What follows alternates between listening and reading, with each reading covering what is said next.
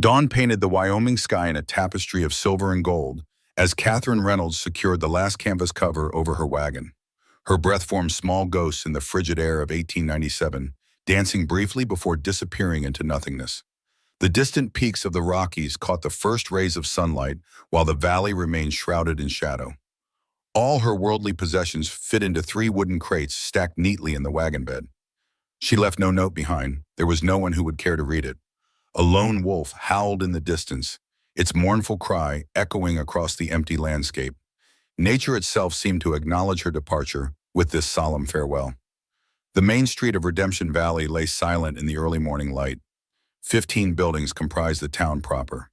The church, with its modest wooden steeple, Pearson's general store, with windows still shuttered, the saloon that had once welcomed Thomas with open arms, but now closed its doors to his widow. Windows were drawn tight against both the cold and the woman preparing to leave. Catherine had lived in this town for 3 years, long enough to learn that a community could be colder than any winter.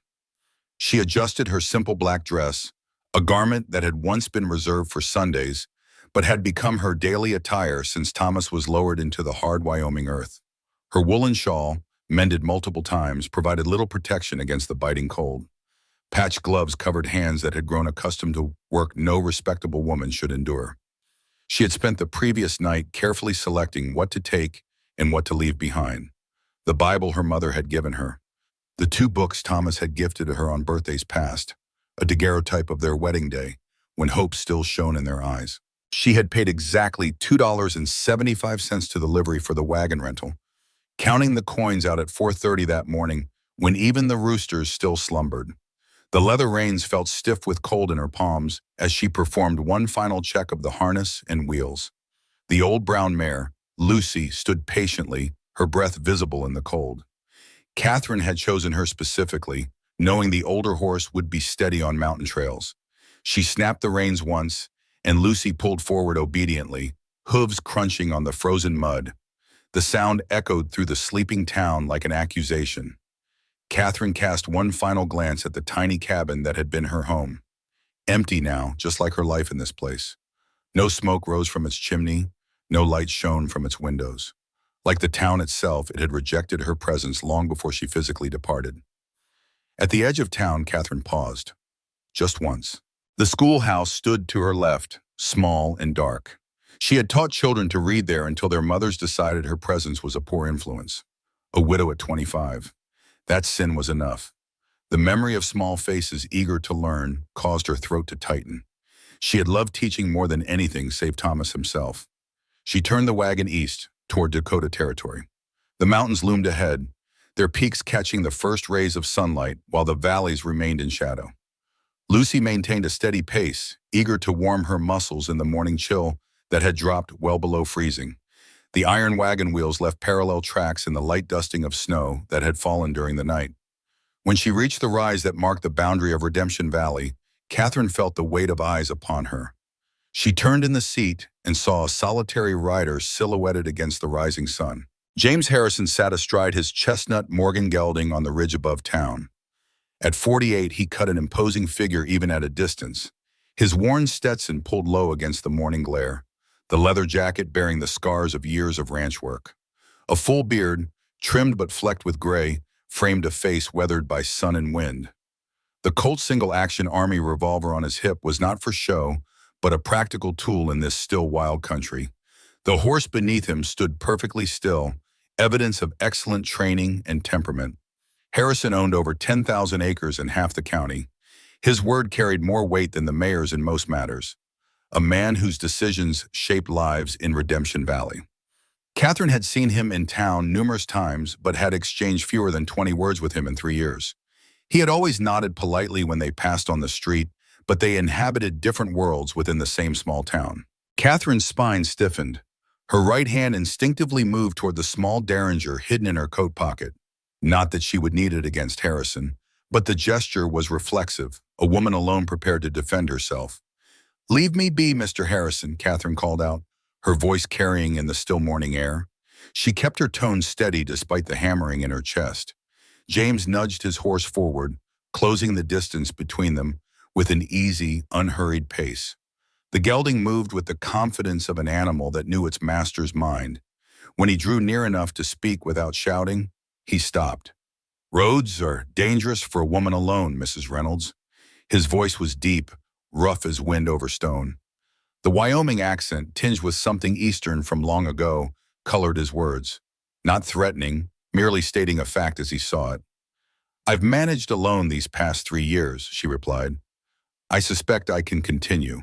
He studied her face for a moment, eyes the color of a winter sky, taking in the determination etched there. The slight nod he gave her acknowledged what he saw. Catherine snapped the reins hard. The wagon lurched forward. She did not look back, but she heard him follow at a respectful distance. Not close enough to crowd, not far enough to leave her be. The sun rose blood-red over the plains, stretching long shadows across the frozen ground. A bad omen, her mother would have said. 10 miles outside of town, the canyon pass narrowed to a thin ribbon of trail between rock walls that rose 50 feet on either side. Wind howled through the gap, cold enough to slice through her woolen coat. Catherine pulled her shawl tighter and kept her eyes on the path ahead. The terrain grew treacherous. Patches of ice glistened on the trail, hidden dangers for the unwary traveler. Wolf tracks crossed the path in places, a reminder that humans were not the only predators in these mountains. On one towering pine, Catherine noticed the distinctive claw marks of a grizzly, standing nearly 8 feet high. The wilderness reclaimed its territory just miles from civilization. The wagon jolted to a sudden halt. A massive cottonwood lay across the trail, blocking the way completely. Nearly 3 feet in diameter at its base, the tree spanned the entire path, its upper branches tangling with the rocks on the far side. Too perfect to be coincidental. Catherine stared at it, heart sinking. Someone had felled it recently. Axe marks gleamed white against the dark bark in the morning light. James rode up beside her, his horse stamping restlessly. He dismounted without a word and walked to the tree. He ran a gloved hand over the fresh cuts, examining them with the eye of a man familiar with such work. "Cut last night," he said, crouching to examine sawdust, still bright and fresh. "2 men, judging by the pattern. One experienced, one not." He pointed to different cut marks. "Professional axe work here, clumsy strokes there." He looked back toward town. "Someone doesn't want you leaving quiet." The town had sent a message clearer than any words. "You are ours to judge, not yours to escape." James pulled an axe from his saddlebag. Collins Axe Company, Germantown pattern, with a hickory handle polished from use. Worth about a week's wages for a working man. The steel head gleamed, recently sharpened. "Best get to work," he said. "I didn't ask for your help."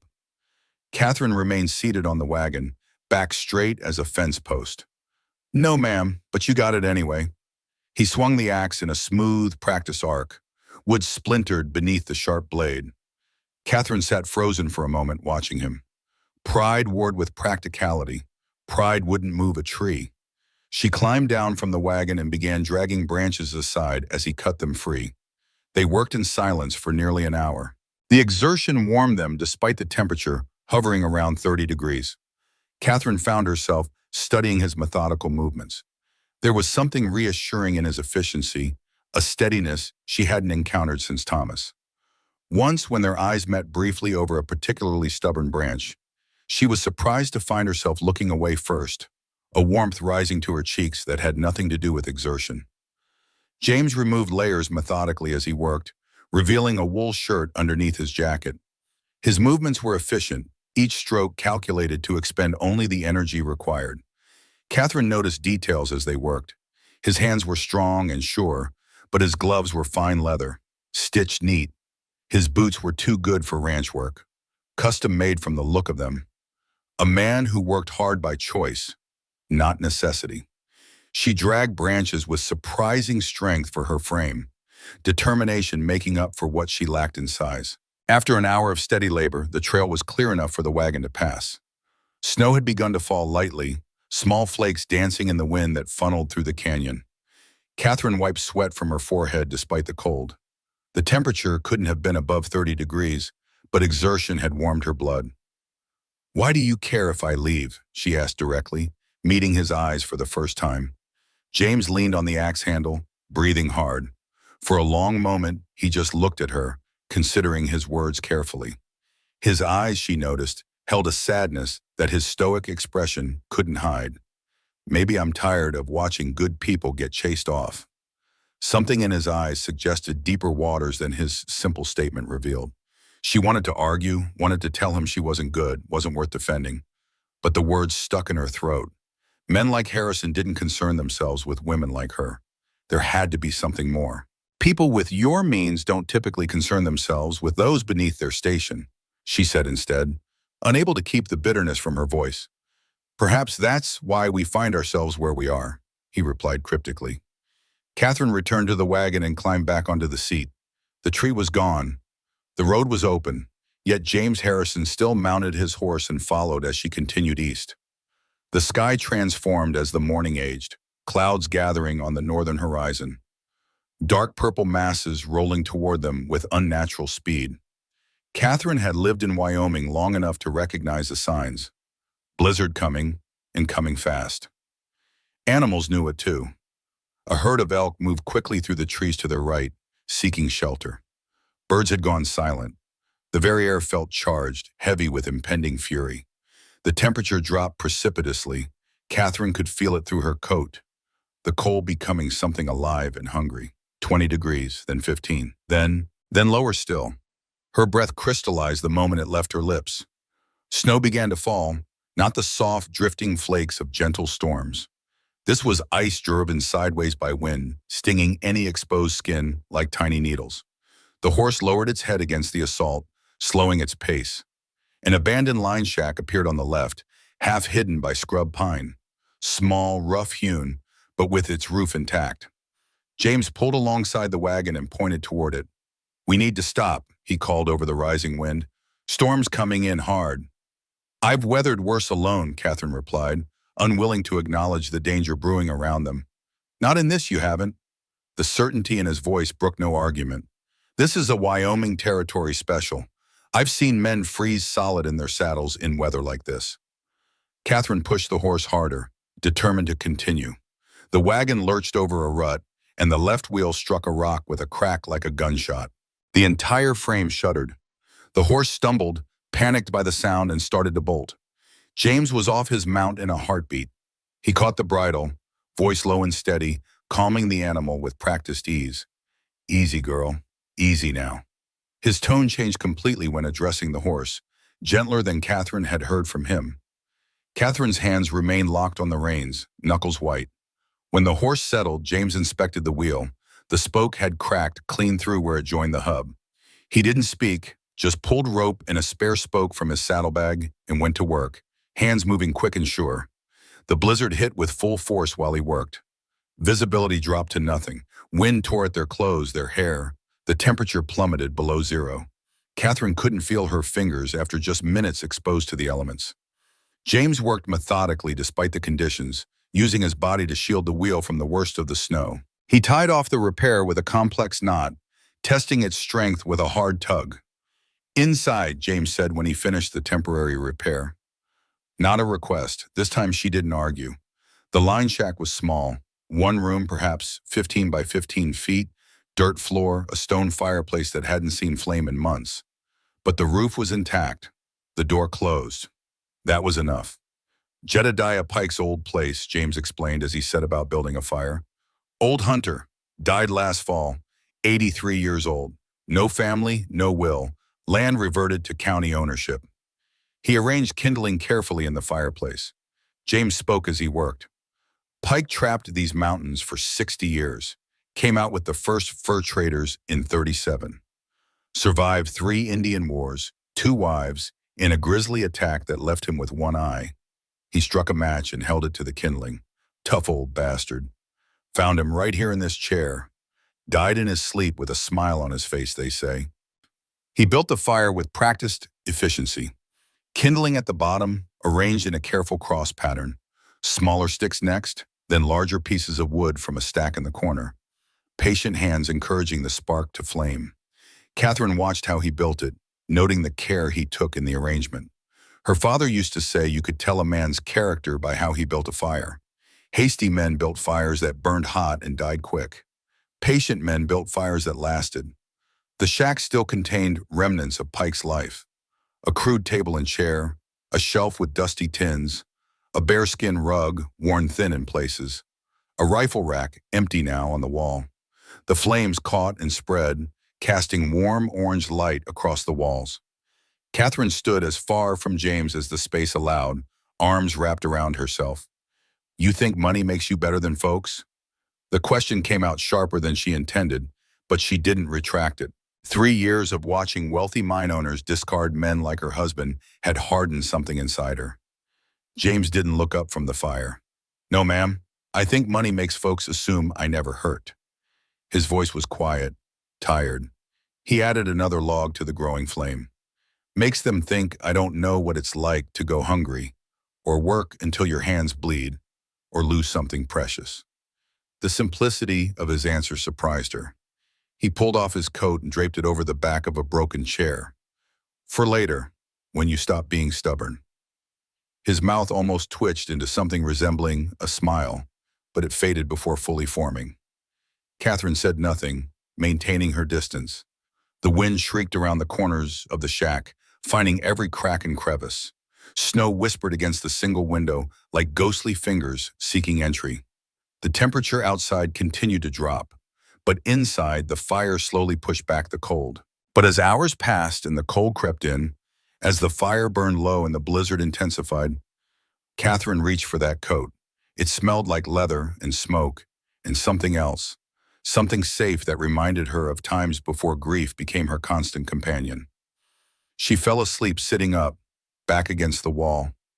James stayed awake all night, feeding the fire, watching the storm rage outside the single small window. He added logs methodically, never letting the flames die down. Occasionally, he glanced at Catherine's sleeping form, noting the lines of exhaustion, finally relaxed in sleep. Before dawn, he spoke softly to the darkness. "Weather don't care about your pride. Neither does hypothermia." Catherine woke to the smell of coffee.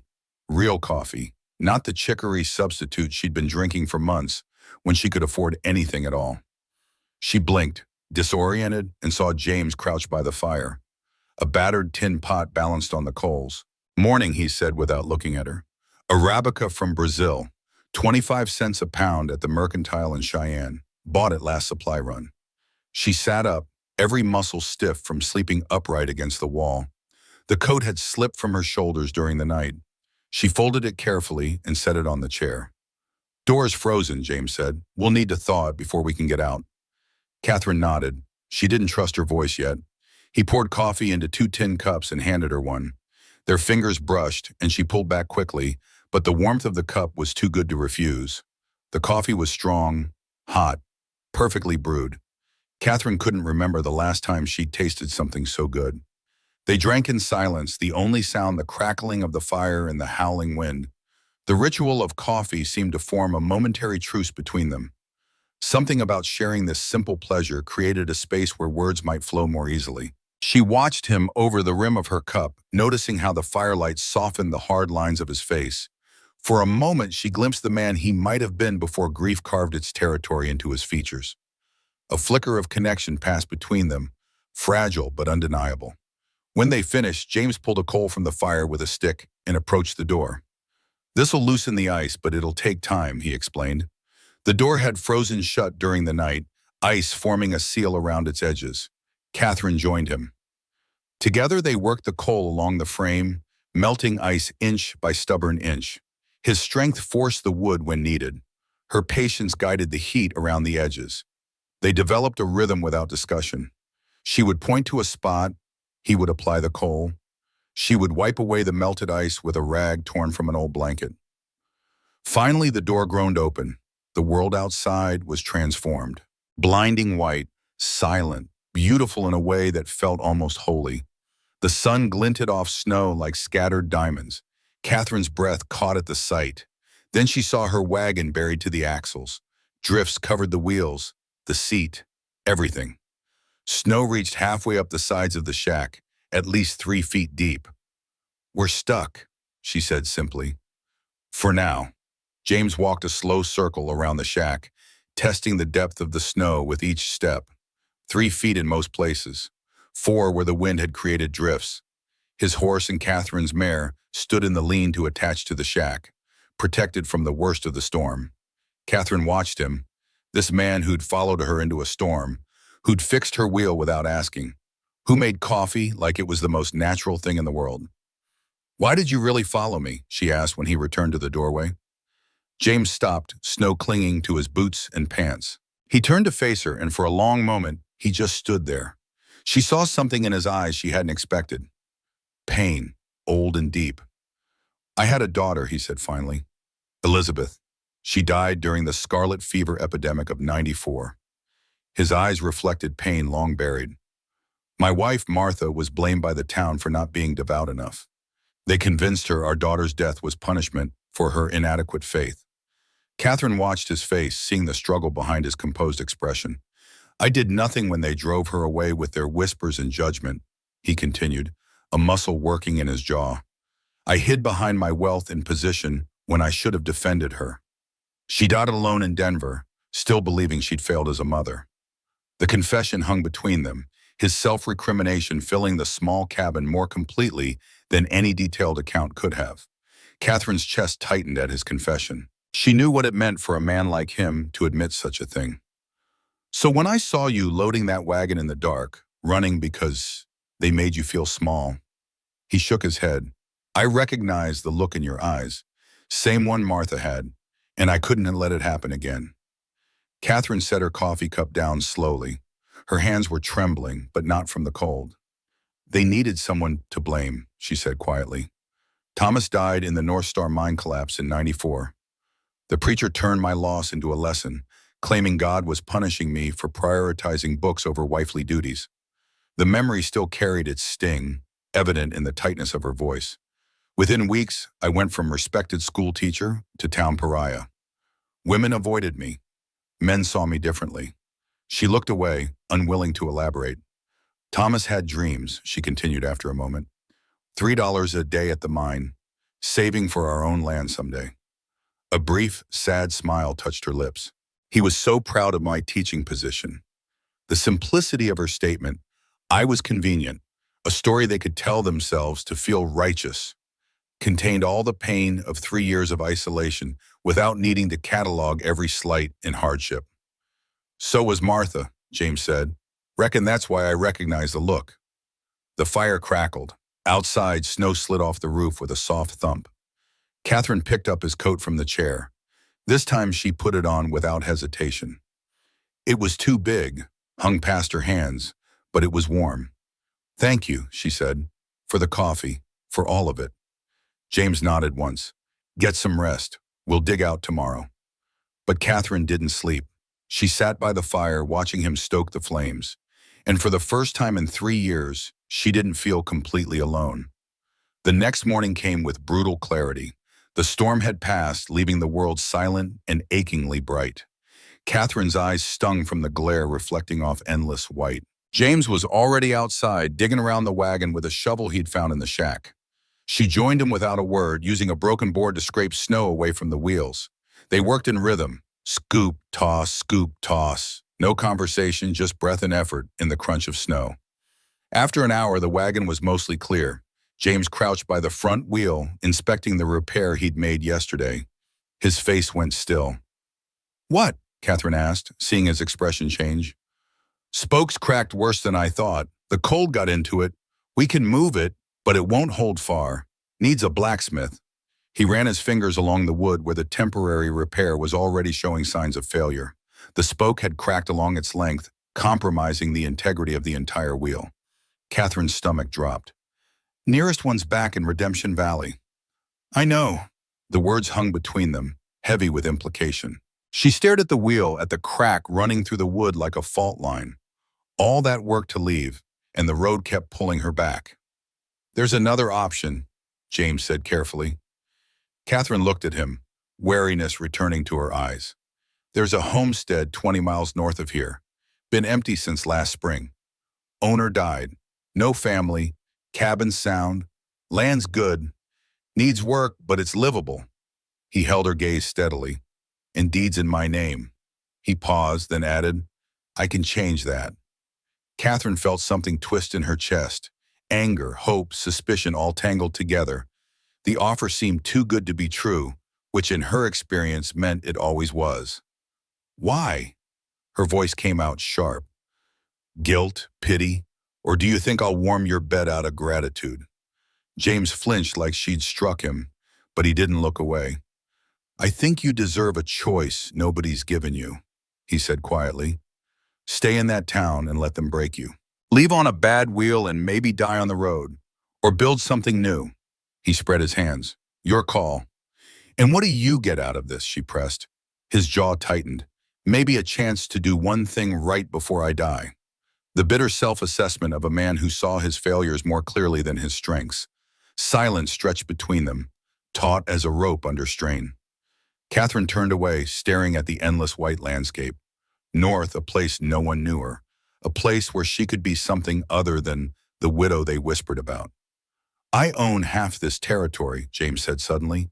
The lumber mill, the railhead office, the bank that foreclosed on your cabin 2 years ago. Catherine went very still. So you're the reason I lost everything. My name's on the deed, but I didn't know, didn't ask. His voice was steady, unflinching. After Elizabeth died, I withdrew. Let men run my business while I hid in grief. Didn't care about anything or anyone. He looked directly at her. That stops now. Catherine wanted to scream at him, wanted to make him feel even a fraction of what she'd felt when the sheriff nailed that notice to her door. But she saw his face, saw the guilt carved into every line. He wasn't making excuses. He was confessing. She walked away, boots crunching through snow. She put distance between them because if she stayed close, she'd either cry or strike him, and she refused to do either. James didn't follow. He just stood there, hands at his sides, waiting. A man accustomed to making decisions that altered lives, now placing his own fate in her hands. Catherine took a deep breath, then another. The cold air burned her lungs, but it cleared her head. She had spent 3 years letting other people decide her fate. This time, the choice would be hers. Her father's voice came to her across the years. Sometimes the hardest trails are the ones that lead back to living. She turned around. Show me this homestead, she said. James didn't smile, but relief softened the hard lines of his face. He nodded, mounted his horse, and started north. Catherine climbed onto the wagon, snapped the reins, and followed. The wheel creaked ominously, but held. She didn't forgive him, but she was willing to see what came next. Sometimes that was enough. The homestead appeared on the horizon after 4 hours of careful travel. A small cabin, weathered but standing, surrounded by scrub pines and winter-bare aspens. The fence was down in places, and the well was covered with rotting boards, but smoke could rise from that chimney. Flowers could grow by that door. Catherine pulled the wagon to a stop and simply stared. James dismounted, waiting. She climbed down slowly, boots sinking into snow, and walked toward the cabin. The door hung crooked on its hinges. She pushed it open. Inside, the air was cold but dry. A stone fireplace dominated one wall, blackened with use but intact. The floor was wood, not dirt. 2 windows, cracked but replaceable. A loft ladder led to a sleeping space above. It was small, simple, and it was more than she'd had in 2 years. Roof's sound, James said from the doorway. Checked it last fall. Walls are solid, needs cleaning, new glass, some furniture. His eyes moved around the space. But the bones are good. Catherine walked to the window and looked out at the land. Rolling hills, a creek barely visible through the trees. Space. Silence. Why'd you keep it? She asked. Thought I might live here someday. Away from town. His answer was simple, honest. Away from everything. She turned to face him. Why didn't you? Coward, remember? He said, the corner of his mouth lifting slightly. Easier to hide in a big house than face what I'd lost in a small one. Catherine nodded. She understood that better than most. James didn't wait for her decision. He walked outside and started working on the fence. Hammer and nails appeared from his saddlebag like he'd planned this all along. Maybe he had. Catherine watched for a moment, then found a rusted saw leaning against the cabin wall. She joined him without a word. They worked until dusk, hammer and nail rhythm, sawing wood, lifting posts. No words necessary. The work spoke for itself. As the sun set, painting the snow pink and gold, a rider appeared on the eastern ridge. Young, maybe 16, riding fast. The boy pulled his horse to a stop, breathing hard from the pace. "Mr. Harrison," he called out, "Sheriff sent me. Says you're needed for a land dispute in town." The boy glanced at Catherine nervously. "And ma'am, they're saying you stole the wagon." Catherine's blood went cold. "I borrowed it from the livery, paid $2.75.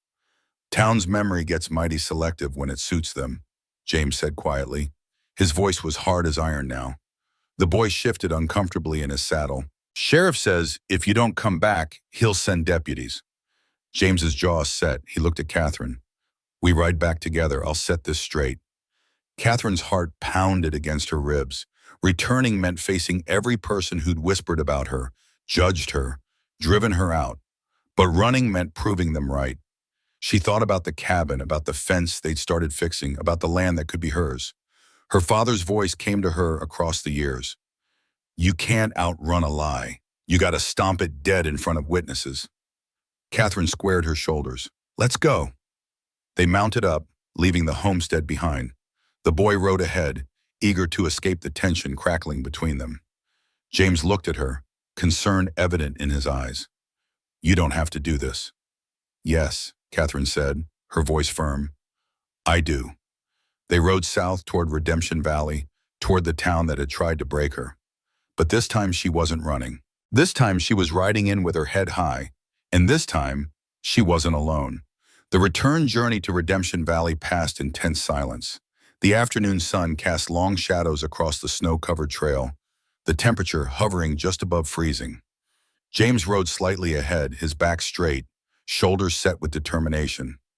Catherine followed on the wagon, the damaged wheel groaning with each rotation, a constant reminder of her thwarted escape.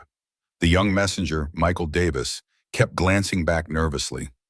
At 17, he was caught between boyhood and manhood, his lanky frame still growing into itself. His father ran the general store in town, one of the few who had treated Catherine with a modicum of decency after Thomas died. "Sheriff Sullivan's been in a state all morning, Mr. Harrison," Michael ventured. "Says you were supposed to be at the Peterson boundary dispute hearing." James nodded curtly. "The boundary can wait. Some matters take precedence."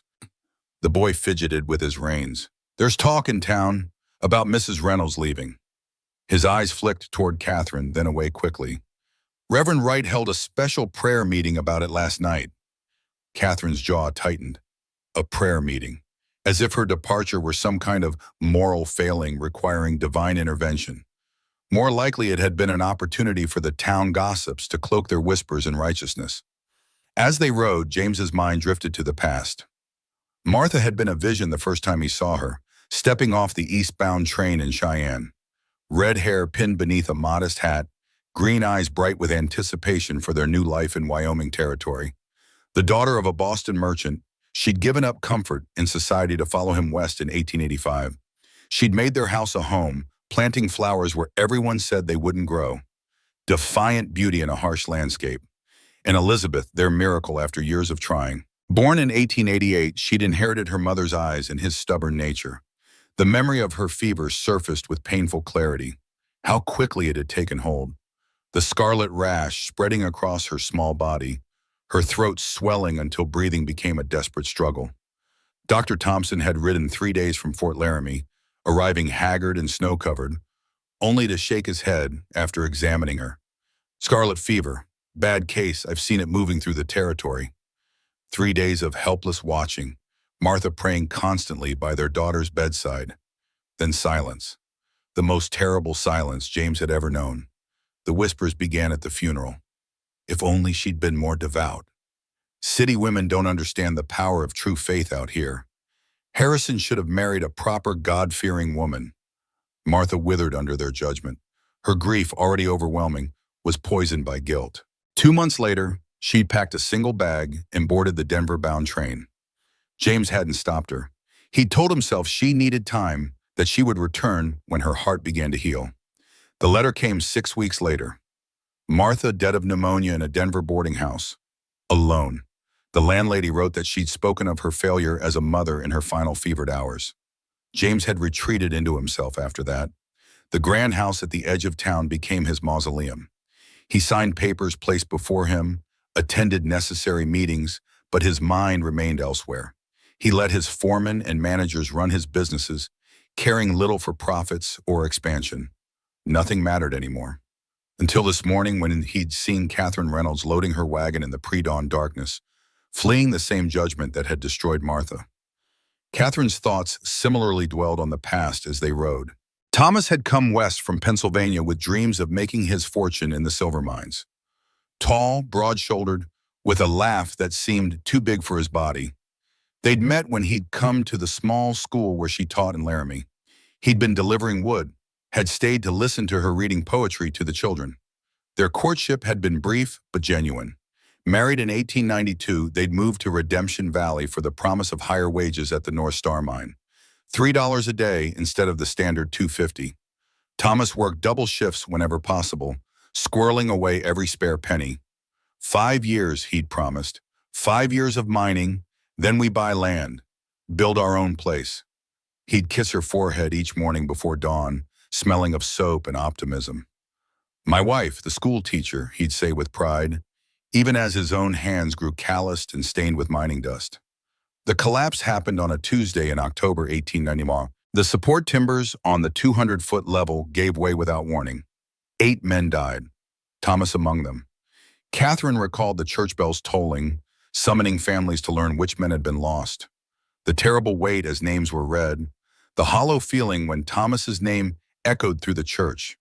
The town had rallied around her at first. Meals appeared on her doorstep. The mining company provided 2 months' wages as compensation, though no pension. The school board had kept her position open. Then came Reverend Wright's sermon 3 weeks after the funeral. The Lord tests the righteous and punishes the wicked. His eyes had found hers in the congregation. When tragedy strikes, we must examine our hearts for the sin that invited God's judgment. The meals stopped coming. Parents began withdrawing their children from her classroom. The school board regretfully informed her that her position was being eliminated.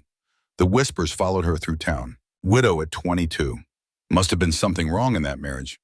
Thomas always did seem too good for her, with her books and ideas.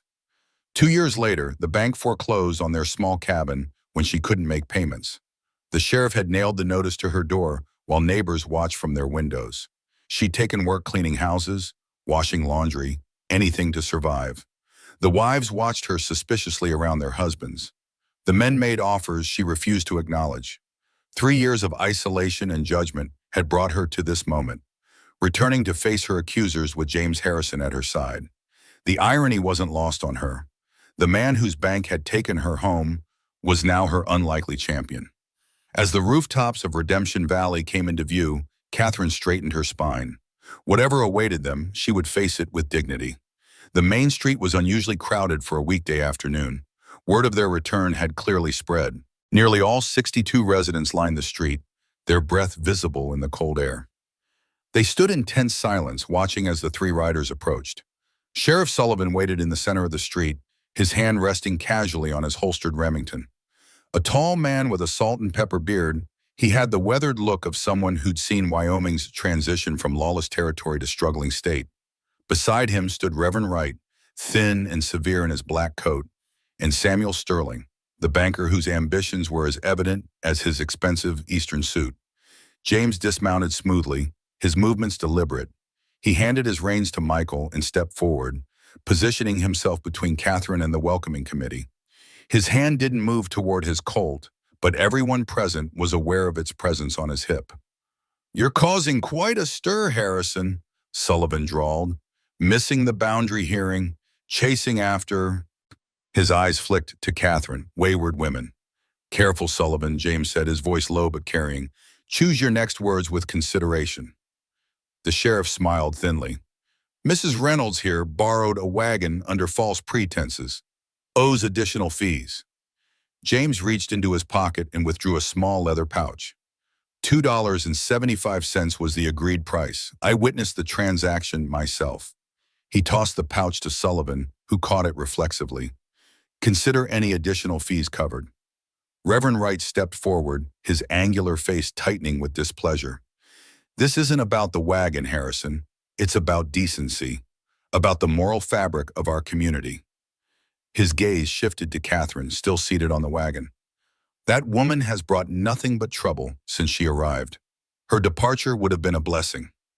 Catherine's hands tightened on the reins, but she kept her expression neutral. She would not give them the satisfaction of seeing her pain. James's stance shifted subtly. Those who knew him recognized the dangerous stillness that came over him. "You're right, Reverend," he said, his voice carrying clearly in the tense silence. "This isn't about a wagon." The crowd seemed to collectively hold its breath. "3 years ago, my wife got driven out of this town because you all needed someone to blame for my daughter's death." His voice remained level, but there was steel beneath it. "Fever took Emily, not lack of faith, but you convinced Martha she'd failed God. You made her believe she was cursed." A ripple moved through the assembled townsfolk. Some shifted uncomfortably, others stared defiantly. "I let you do it," James continued. His voice cracked slightly. "I stood by with my money and my land and my cowardice. I said nothing. I let her leave alone." His eyes swept across the faces watching him. "I let her die thinking she was worthless." Catherine felt her breath catch. She hadn't known that part, hadn't known his wife was gone too. "But I'm done," James said, his voice finding new strength. "I'm done hiding. I'm done letting good people get destroyed while I stand silent."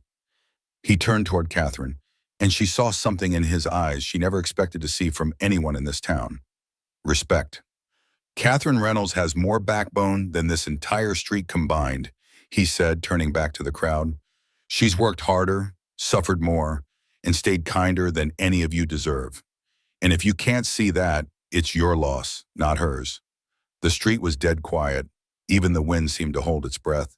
Catherine dismounted slowly. Her legs trembled from the cold and tension, but she forced herself to walk forward, to stand beside James. She looked directly at Sullivan, at Wright, at Sterling, and at the faces in the crowd, some hard, some uncertain, some ashamed. "I don't need your town," she said, her voice quiet but clear. "I don't need your approval." She reached into her coat, pulled out a small leather pouch of her own, and dropped it at Sullivan's feet. Coins spilled out, glinting in the afternoon light. "Payment for the wagon with interest. I owe you nothing now." She turned to leave, dignity intact. James fell into step beside him. Then from the back of the crowd, a woman stepped forward. Elizabeth Hayes, the town's school teacher, gray-haired and slender at 45, with kind eyes that had always looked at Catherine with unspoken regret. "I'm coming with you," she said simply. Catherine stopped, staring in disbelief. "I'm tired of teaching children to read while watching adults forget decency," Elizabeth said, her voice gaining strength as she walked past Sullivan, past Wright, to stand with Catherine and James. A moment later, a young couple followed. Daniel and Rebecca Wilson, he a blacksmith, she a seamstress. "They called my wife barren," Daniel said loudly, his arm protectively around Rebecca's shoulders. "Said it was God's judgment. We've had enough." Then Walter Freeman joined them, his 68 years evident in his stooped shoulders and arthritic gait. The widower had been a master carpenter before age and arthritis took their toll. "My Margaret died of consumption last spring," and he said. "Reverend said she didn't have enough faith to be healed." His voice trembled with suppressed rage. 42 years we were married. Don't tell me about her faith. 5 people, 5 against the rest of the town. But it was 5 more than Catherine had expected to stand with her." Reverend Wright's face flushed with anger. "You're all making a grave mistake. This defiance will not go unpunished." James looked at Catherine. "Where to?" She took a deep breath, feeling strangely liberated. "North, to the homestead." Her father's words came back to her once more. "Standing tall don't mean you never got knocked down. It means you got back up and made them remember it." They mounted up, the 5 of them, and rode out of Redemption Valley as the sun began its descent toward the western mountains. Behind them, the town watched in stony silence. Only Samuel Sterling moved, walking deliberately toward the sheriff's office. Once inside, he poured himself a whiskey from the bottle Sullivan kept in his desk drawer. "Harrison's gone soft," Sterling said, swirling the amber liquid. "Throwing in his lot with that widow and those other misfits." He drained the glass in one swallow. "That land to the north, his homestead. I want it." Sullivan raised an eyebrow. "Harrison's got legal claim, deeds registered with the county." Sterling smiled thinly. Check the original transfer documentation. From 1882, when Wyoming was still a territory, not a state. He poured another drink. There might be irregularities in the paperwork, the kind that could invalidate his ownership. Even if there were, Sullivan said carefully, Judge Richardson and Laramie wouldn't rule against Harrison. They go back too far. Richardson owes me, Sterling said dismissively, that loan for his son's medical school. Besides, beef prices are rising, $5.25 per 100 pounds since the railroad expanded to Denver. His eyes gleamed with calculation. That valley would make excellent grazing land for my cattle operation. The creek alone makes it worth twice what any other property would fetch. Sullivan studied him for a moment. What's in it for me? 10% of the profits once it's operational. Sterling extended his hand. Do we have an understanding? The sheriff considered briefly, then shook the offered hand. We do. As this conversation transpired in town, the small group of exiles made their way north through deepening snow. The journey was slow, the wagon's damaged wheel requiring frequent stops for adjustment. Night had fallen by the time they reached the homestead. James lit lanterns, while Catherine built a fire in the stone fireplace. The others explored the cabin, assessing its potential and limitations. It's not much, Catherine said apologetically as the fire caught, illuminating the sparse interior. It's a beginning, Elizabeth replied, removing her gloves. I've started with less in my time. The roof's sound, Walter noted, his carpenter's eye evaluating the structure. Foundation's level. Good bones to this place. Daniel examined the broken windows.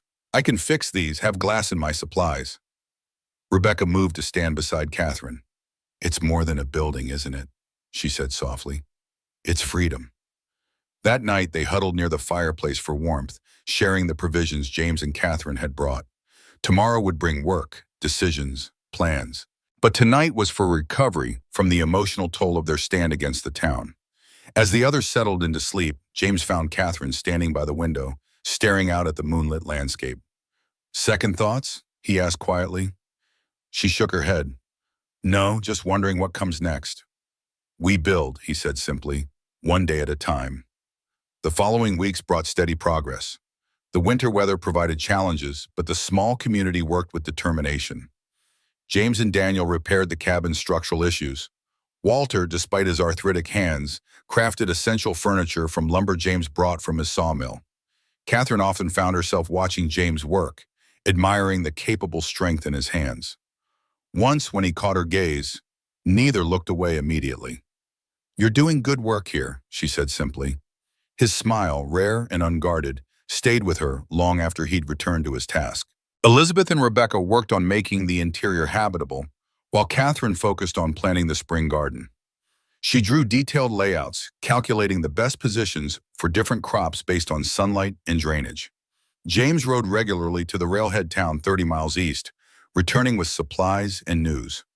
On one such return in late February, his expression was grave as he dismounted. Sterling's filed a claim with the county court, he announced once they had gathered in the main cabin. He's challenging my ownership of this land. On what grounds? Walter asked. Technical error in the original transfer back in 1882. James ran a hand through his beard. When Wyoming was still a territory, he's claiming the deed wasn't properly registered when statehood was granted in 1890. Catherine felt her stomach tighten. Can he do that? Legally, it's questionable, but Sterling has influence with Judge Patterson in the county seat. James's jaw tightened. And Sullivan's backing his play. They've given us 30 days to vacate. Elizabeth set down her mending. We've only just begun. We're not leaving, Daniel said firmly, his blacksmith's arms crossed over his chest. We've put too much into this place already. What can we do? Rebecca asked, her voice small but determined. James considered for a moment. I still have some connections in Cheyenne, people who owe me favors from my time with the Wyoming Stock Growers Association. He looked at Catherine. But we need a multi-pronged approach. Catherine nodded thoughtfully. We could gather signatures from neighboring ranches. Most of them have no love for Sterling and his expansionist ambitions. I could write to the territorial governor, Elizabeth suggested, document how the town has treated us all. Walter, who had been quiet, finally spoke. My father homesteaded in Ohio in the 1830s.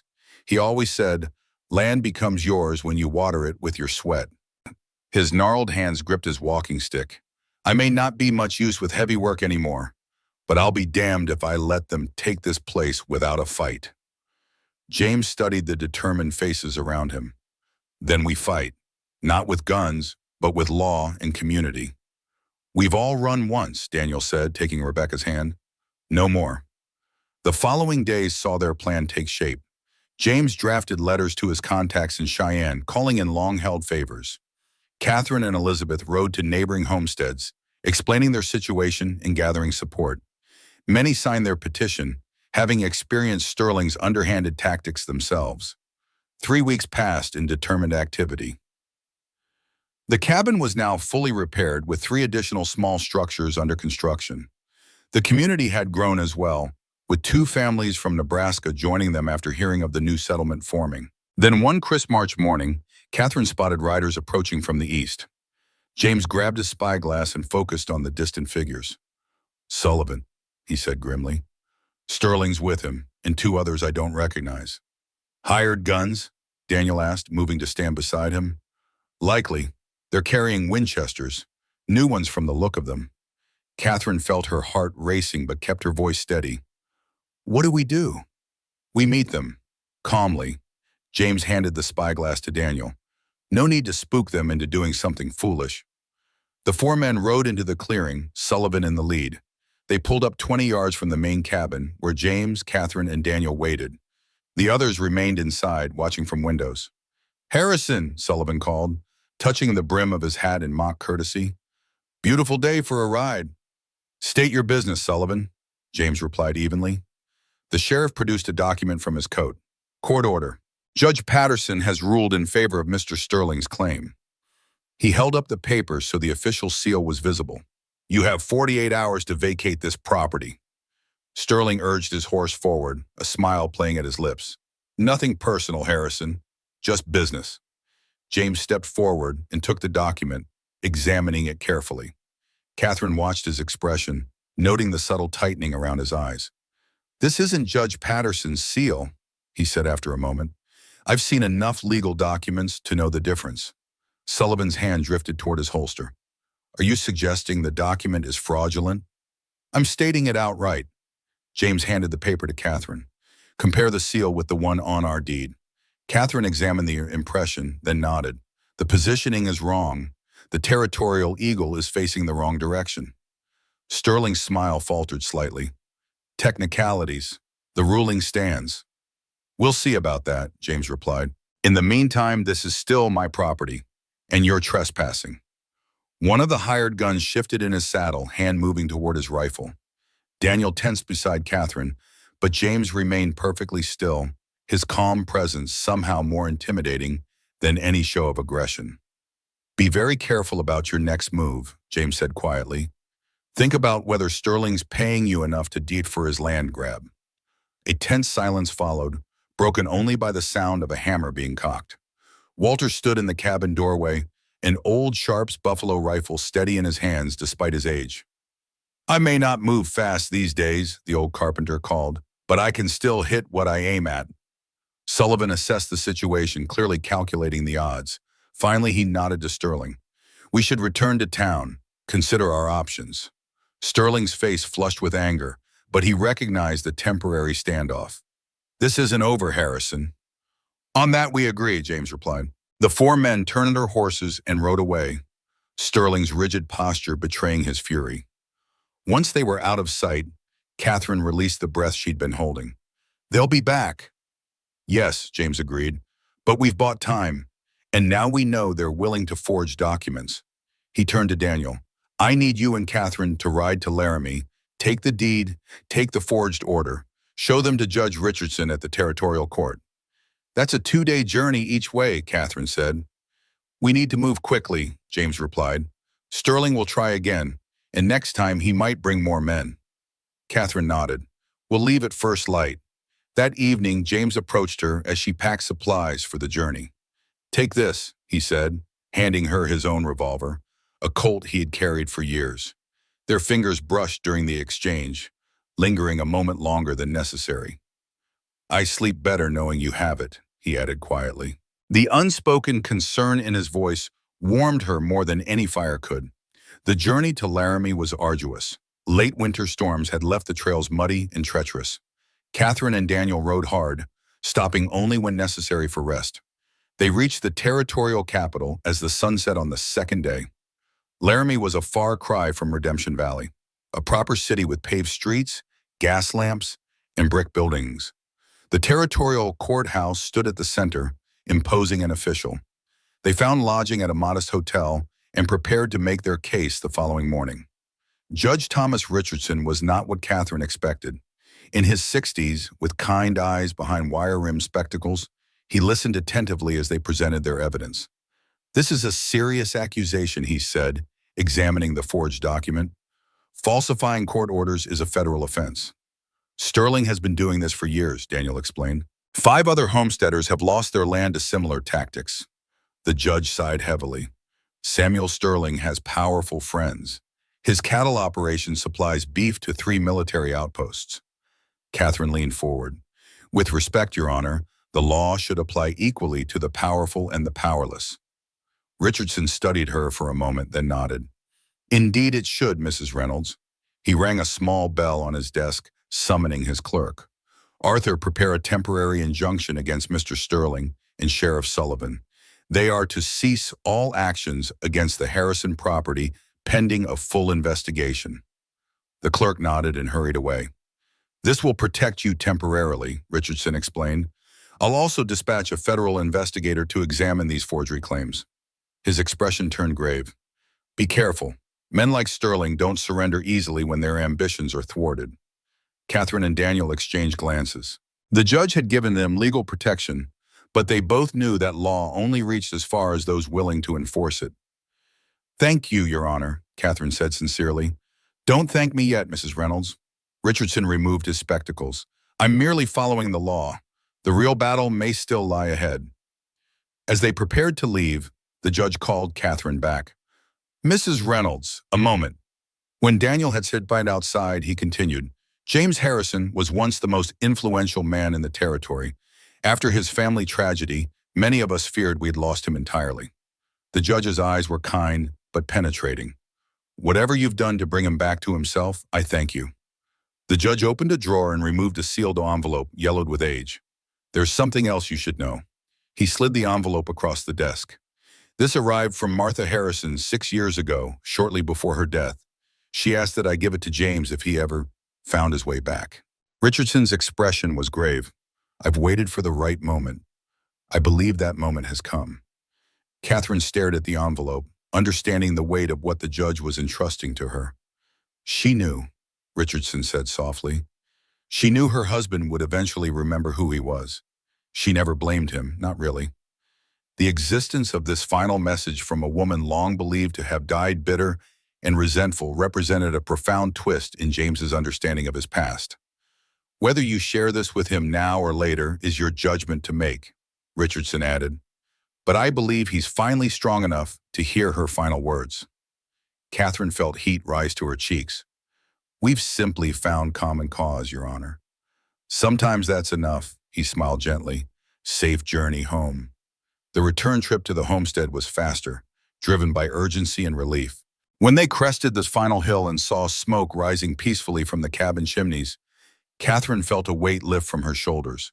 James was waiting for them, his face breaking into a rare smile when he saw the official documents they carried.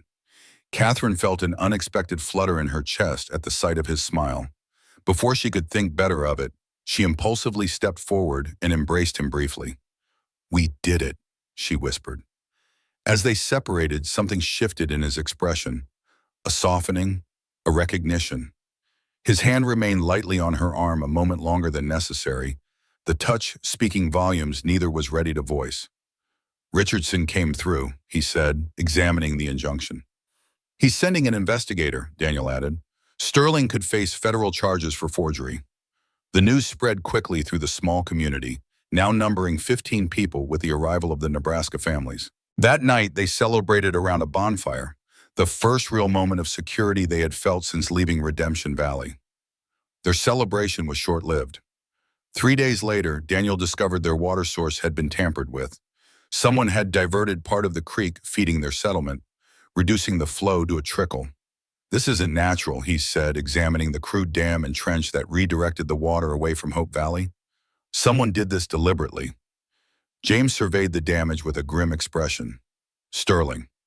They repaired the diversion, but the message was clear. The legal injunction might protect their land ownership, but it couldn't shield them from subtler attacks. A week later, Catherine found two of their milk cows dead in the pasture, no marks on them except for evidence they'd eaten from a particular patch of wild larkspur that hadn't been there the day before. Planted, Walter confirmed, examining the freshly disturbed earth. These weren't growing here naturally. The incidents continued, a mysterious fire in the woodpile during a rainstorm suggesting it had been deliberately set. Rifle shots in the night, too distant to identify the shooter, but close enough to keep everyone on edge. Rumors spread to nearby settlements that Hope Valley harbored thieves and outlaws, temporarily cutting them off from neighboring support. James rode to Cheyenne to report these incidents to the federal investigator, but Sterling had established his alibi carefully for each occasion. He's not doing the dirty work himself, James explained to the community. He has men for that, men who can't be traced back to him. What can we do? Rebecca asked, fear evident in her voice. These weren't just attacks on property, but threats to their very survival. James considered for a moment. We fortify, we watch, and we gather evidence. He looked at each person gathered around the table. He wants us afraid, wants us to run. That's exactly why we stand. They established a watch rotation, built shelters for livestock closer to the cabins, and started testing their food and water supply regularly. Children were no longer allowed to wander alone, even within the settlement. This is no way to live, Elizabeth said one evening, after they'd brought the school session indoors due to concerns about unknown riders observed on the ridge. No, Catherine agreed, but it's better than surrendering to fear. Sterling doesn't just want this land, he wants to prove he can break us, that no one defies him and wins. The pressure was constant but subtle, always just enough to disrupt and frighten, never enough to provide clear evidence for the authorities. Sterling was playing a long game, betting that eventually the strain would fracture their resolve. As the others talked and shared stories, Catherine found herself standing apart, watching the flames dance against the night sky. James joined her, his presence somehow both reassuring and unsettling. The firelight cast half his face in shadow, but she could feel his gaze on her profile. I missed you, he said simply, the words carrying more weight than their simplicity suggested. Catherine's breath caught slightly. 3 words she hadn't expected, hadn't realized she'd been waiting to hear.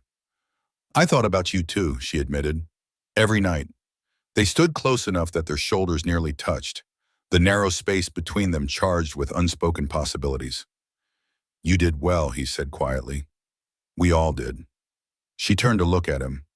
But this is just the beginning, isn't it? He nodded, understanding her meaning. Sterling won't give up easily, and there will be other challenges, weather, crops, building a life here. I'm not afraid of hard work, she said. I know. Something in his voice made her look up at him. In the firelight, his eyes held a warmth she hadn't seen before. That's why I followed you that morning. Catherine felt something shift between them, some subtle change in the air that had nothing to do with the spring thaw beginning around them. She wasn't ready to name it yet, but she recognized its presence. We should join the others, she said after a moment. Help plan tomorrow's work. James nodded, respecting her retreat. Tomorrow then. As they walked back toward the fire, Catherine realized something surprising. For the first time in 3 years, she was thinking about the future with something other than dread. These people, this place, they offered the possibility of belonging again. The land became yours when you watered it with your sweat, Walter had said. Perhaps communities form the same way, watered with shared purpose and mutual respect. If so, then something remarkable was taking root in this valley of outcasts and dreamers. The challenges ahead remained daunting. Sterling would not surrender easily. The land itself would test their resolve with each passing season. But looking at the faces illuminated by the dancing flames, Catherine knew one thing with certainty. Whatever came next, they would face it together. And that, after years of isolation, was the most precious gift of all. Spring arrived in Wyoming territory with the gentle persistence of a river wearing down stone. The last patches of snow retreated to shadowed ravines, surrendering to the warming sun. Meadowlarks returned to the hillsides, their distinctive melodies heralding the season's change. Wild lupines and Indian paintbrush emerged from the softening earth, speckling the valley with purple and crimson against new green. At the homestead, now unofficially called Hope Valley by its inhabitants, the transformation was remarkable. What had begun as a solitary cabin in winter's grip had blossomed into a small but thriving community. The original cabin, where Catherine and James had taken shelter during that first blizzard, now stood at the center of a growing settlement. 12 cabins, arranged in a rough semicircle, created a natural common area where children played and community gatherings took place. Each structure reflected the personality of its occupants. Daniel and Rebecca's home featured a small forge attached to the side. Walter's cabin showcased expertly crafted window frames. The Nebraska families had incorporated design elements from their previous homes. 3 months had passed since Judge Richardson's injunction against Sterling. The federal investigator, a methodical man named Holloway, had spent 2 weeks gathering evidence of Sterling's forgeries. His findings had been forwarded to territorial authorities, though no official action had yet been taken. Holloway had been thorough, interviewing former landowners across 3 counties who had lost property to Sterling's schemes. He'd uncovered a pattern of falsified documents dating back 7 years, all bearing the same telltale irregularities in the territorial seal. Elizabeth Hayes had established a proper school in a log structure near the creek. The building, while simple, featured large windows that filled the space with natural light. Inside, 7 children from the Nebraska family sat on benches crafted by Walter. The old carpenter had incorporated a slight curve to the seats, making them surprisingly comfortable. Elizabeth taught reading from McGuffey readers she'd brought from Redemption Valley, while mathematics lessons utilized practical applications, measuring lumber, calculating seed quantities for planting, and tracking the community's food stores. Unlike the rigid curriculum she'd been forced to follow in town, here she incorporated nature studies, taking the children on weekly explorations of the surrounding wilderness. Walter Freeman's knowledge of structural principles proved invaluable despite his physical limitations. He couldn't swing a hammer anymore, but his mind remained sharp as ever. Under his direction, the community had constructed a communal storehouse with superior ventilation and moisture control. 40 years building everything from courthouses to cradles teaches you what lasts, he told the younger men as he guided them. His innovation of raised floors with charcoal lining underneath had protected their winter stores from rot and rodents. Catherine's garden flourished beyond her most optimistic expectations.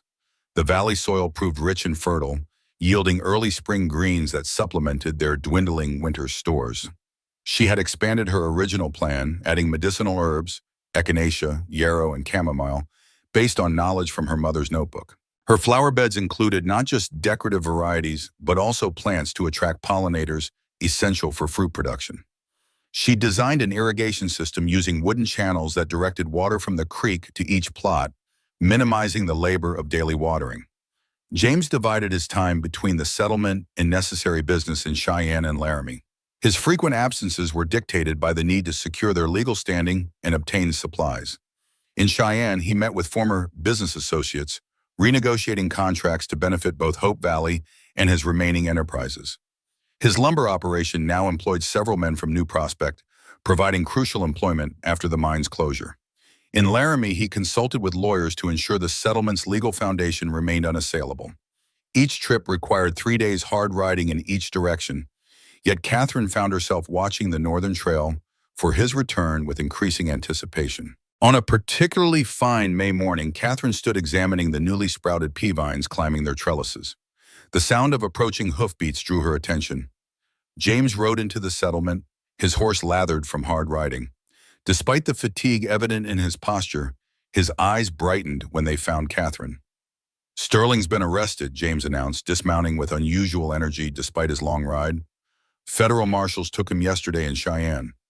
The settlement gathered quickly, the news electric among them. James waited until everyone had assembled before continuing. "Holloway's investigation uncovered much more than we suspected," he explained, his voice grave. "Not just our case, but a pattern spanning 7 years. 30 testimonies across the territory revealed Sterling's method, finding technical errors in pre-statehood deeds, forging documents, and intimidating vulnerable landowners. Walter nodded knowingly. I suspected as much. A man doesn't perfect such schemes overnight. The prosecutor believes the evidence is overwhelming, James continued. Falsified territorial seals, bribed county clerks, forged signatures, all documented meticulously by Holloway. The community exchanged glances of vindication. Their stand against Sterling had exposed corruption that had harmed countless others before them. Did they find the actual forged documents? Walter asked, his legal knowledge from his years working in courthouses evident. James nodded. 7 complete sets, all with the same flaws in the territorial seal, plus evidence of bribes paid to clerks in 3 county offices. The prosecutor believes it's enough for a significant sentence. What about Sullivan? Daniel asked, his blacksmith's hands curled protectively around his coffee mug. Implicated but not yet charged. He's claiming ignorance of the forgeries. James's expression suggested he placed little stock in the sheriff's protestations. Says he was just doing his duty, serving papers that appeared legitimate. Convenient, Catherine remarked dryly. But that's not all, James continued, his expression darkening. They found a journal in his office detailing every move against us. The diverted creek, the poisoned livestock, the midnight intimidation, all of it ordered by Sterling, with payments recorded to the men who carried it out. Catherine's hand tightened around her cup. So we were right. James nodded. The prosecutor is adding criminal conspiracy and attempted sabotage to the charges. Sterling's associates are turning on him to save themselves. What about the men who did his bidding? Daniel asked, his voice hard with suppressed anger. One of Sterling's nighttime raids had nearly caught their barn afire with livestock inside. 3 arrested so far, James replied, including one of the hired guns who came with Sullivan that day. Seems Sterling wasn't generous enough with his blood money to buy lasting loyalty. Walter gave a humorless laugh. There's no honor among thieves. Elizabeth shook her head slowly. All those months living with that constant threat, the children having nightmares about bad men coming in the dark. Her voice trembled with remembered fear. It wasn't just about the land, was it? Catherine asked. It became personal for him. Yes, James confirmed. According to Holloway, Sterling considered our defiance a direct challenge to his power. He couldn't allow others to see someone stand against him and succeed. He paused, then added grimly, his journal mentioned specific plans for each of us.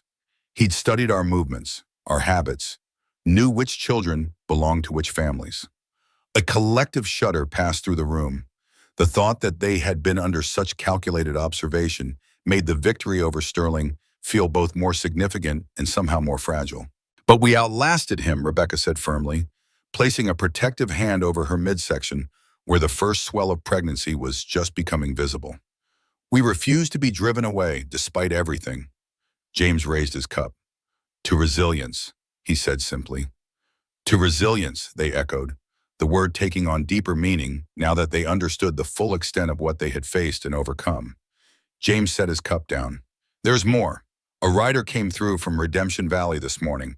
Apparently the town's in turmoil, the mines closed permanently. The North Star? Catherine asked, surprised. The mine had been the economic heart of Redemption Valley since its establishment in 1885. James nodded. Silver prices dropped too low to justify operations. 53 cents an ounce, down from 84 last year. The company couldn't meet expenses, much less show a profit. They've shuttered the operation and sold the equipment. That means at least 60 men without work, Daniel calculated aloud. His own father had been a miner before dying of lung disease. Half the town's out of work, James confirmed. Some are already leaving, heading to Deadwood or Colorado, chasing the next strike. Elizabeth shook her head sadly. Those poor families. Many have children in my former school.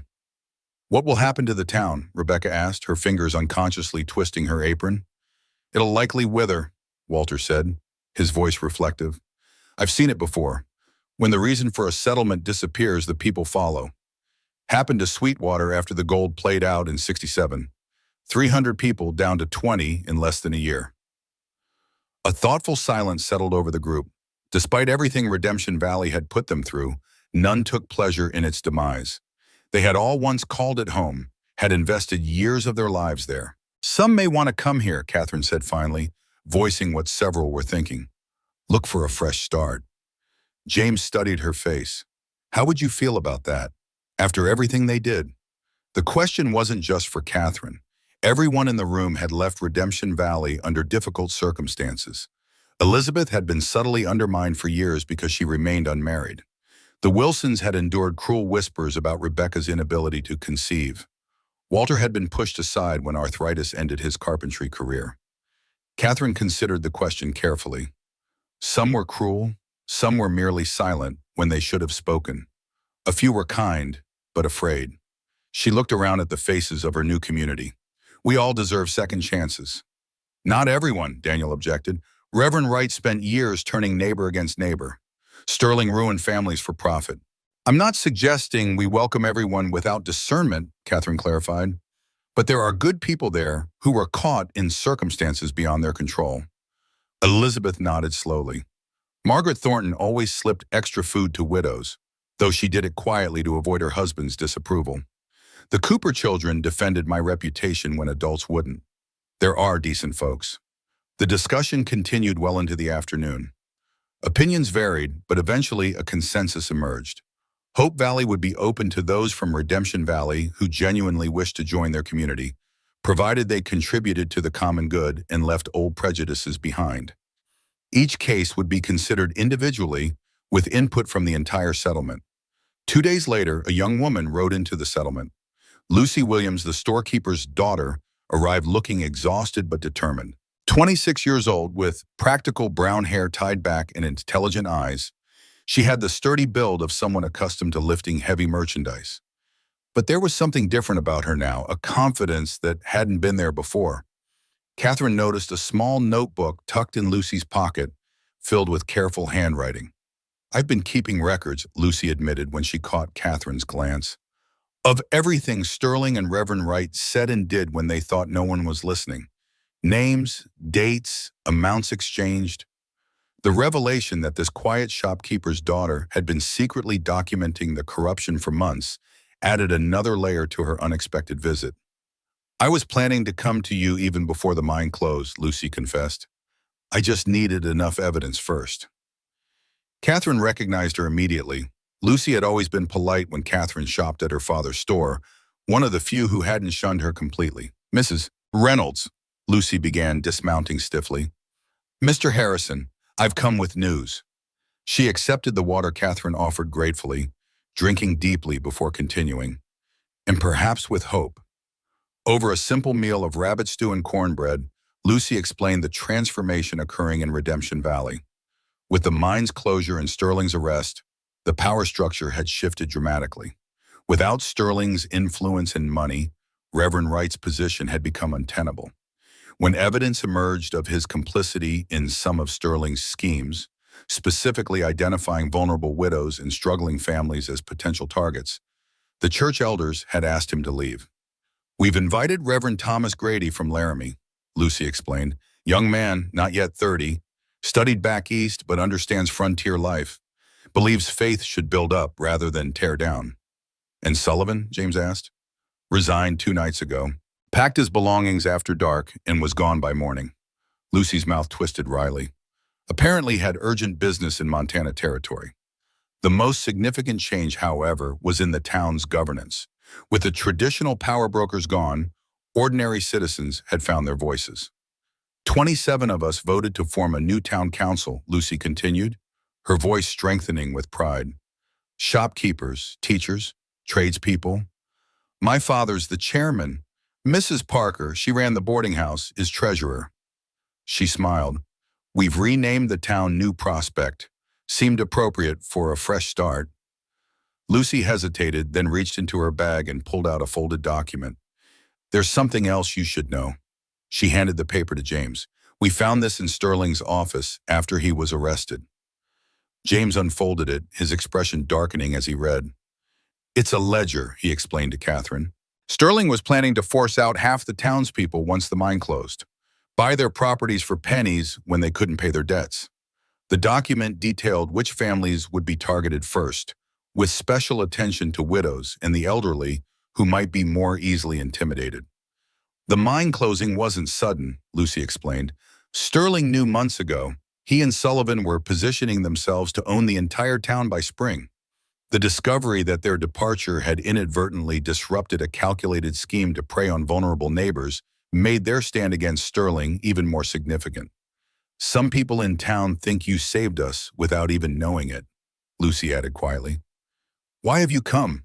James asked directly, getting to the heart of the matter. Lucy straightened her shoulders. "We don't want to abandon what we've built. Some families have been there for generations.